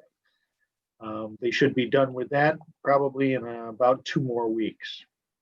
The service department is also continuing its work on sanitary sewer laterals and storm sewer laterals for residents that were affected in the September 7th rain during Labor Day. We probably have another week and a half to finish that work on the laterals that were reported, or issues that were reported during that storm. As we talked about in the last council meeting, roadway repairs are also being performed. Catch basin repairs and curb drains will follow. They've replaced 3 or 4 catch basins to this point. Hope to have a couple more done by the end of this week. And there's, I think, 3 patches left, road patches of utility repairs from Cleveland Water Department. And that is the end of my report. Okay, very good. Thank you, Mr. Picorni. Any questions for Mr. Picorni? Seeing none, we will then move on to the city engineer, Mr. Chuney. Any reports tonight? Mayor, no report this evening. Okay, very good. Communications and civic engagement. Mr. Cook. Wait, before we proceed with that, Mr. Chuney, we have a meeting with South Euclid coming up on the Cedar Road project. Is that right? I believe it's Wednesday, Mayor, yes. Okay, very good. All right. Now we will proceed then to Mr. Cook. Communications and civic engagement. I think Gone, Mayor. we may have missed him. Let me see. Do I have a text? Oh, okay. Okay. All right. Very good. I know that he is working on the finishing touches of the mosaic, and that would have been, his report would have been primarily about the mosaic, and also that wrapping up the census, there are some revised figures with regard to the response rate here in University Heights and the final efforts from the final mailing. He can deliver that report in writing and supplement for the record. Finally, then, economic development. Mrs. Drucker. No report, Mayor, except Councilman Rock. I already have a list of 5 items, so whenever we want to get together to get a meeting scheduled, I'm ready. We will in the next 2 weeks. Sounds good. Excellent. Very good. Thank you. We'll now turn to council committees, building and housing. Mrs. Blankfield. Thank you, Mayor. As Mr. McConville referenced, we are planning a building and housing committee meeting sometime in the first part of October. Kelly is doodle polling everyone now. And I have asked her to do the same for one for the second half of October for the items that were referred to us this evening. And that's all I have to report. Thank you. I would just note that if the deadline's not matched, you'll want to flip those around. So we'll either, or if the deadline is not postponed or extended. Gotcha. Okay, very good. Thank you, Mrs. Blankfeld. Community outreach, Mrs. Purdy. Thank you, Mayor. The chair of the Technology Advisory Commission, Ted Troxel, has called a meeting. It is this Thursday, September 24th at 6:30. This is to review the RFQ and discuss bidding qualifications. Now, this started quite a while ago, so to refresh your memories, this isn't an RFQ for IT services for the city. This is an RFQ actually to find someone or a company to identify the comprehensive type of IT system the city should employ and the kinds of services the city should have. So it's like the first step on the journey. And again, that meeting is this Thursday, 6:30. Thank you. Okay, thank you, Mrs. Purdy. Economic Development, Mr. Rock. Yes, Mayor. We're going to have a meeting in the next couple of weeks, so I'll ask the clerk to poll our members of the committee to see what day works best.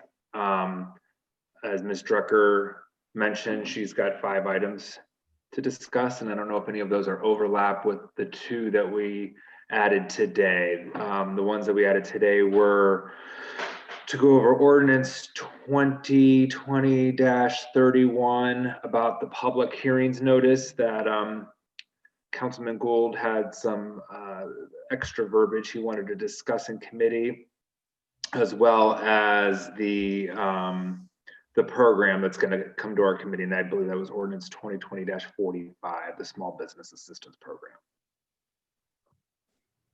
That's it. Very good. Thank you, Mr. Rock. Finance, Mrs. Weiss. Yes, thank you, Mayor. We had a sub-finance committee discussing the strategic planning process last week. And at this point, I am investigating different options of possibly finding a facilitator for that. In addition, we will start the budgeting process. There is a finance committee meeting on October 27th. And that is my report. Okay, very good. Thank you, Mrs. Weiss. Recreation, Mr. Ertl. No report, Mayor. Yeah, thank you. Safety, Mrs. Berry. Well, you had the report from the Citizens Advisory Committee.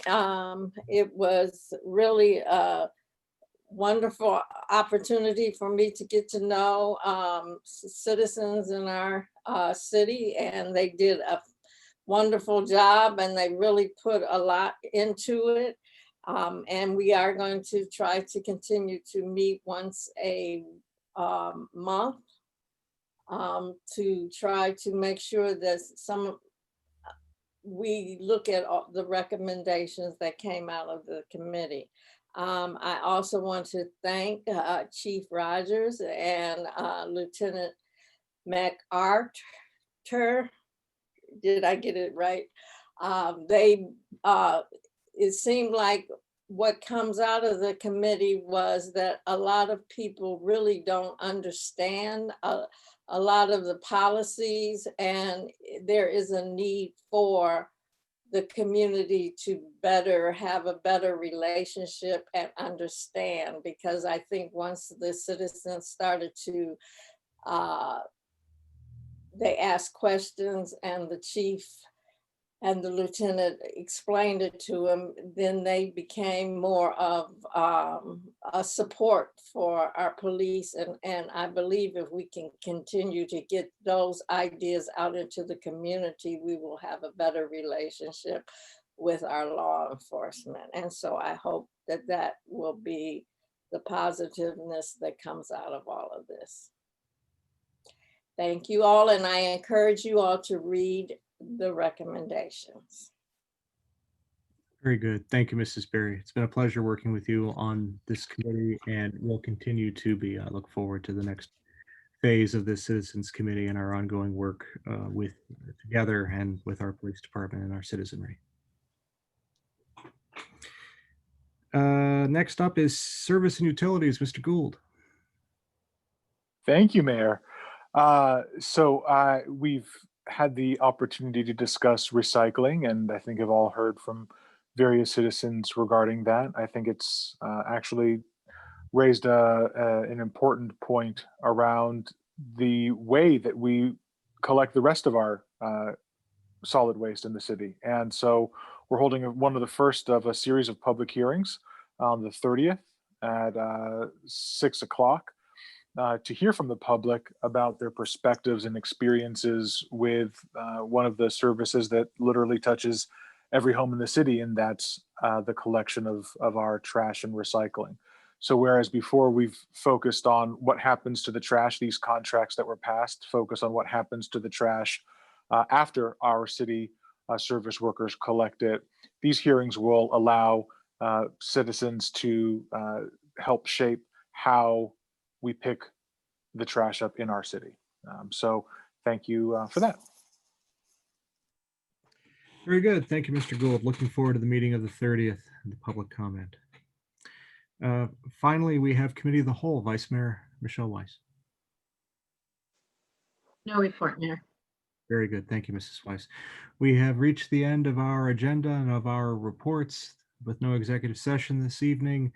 Look forward to seeing you at the next regular scheduled meeting of October 5th, 2020 at 7 p.m. via Zoom.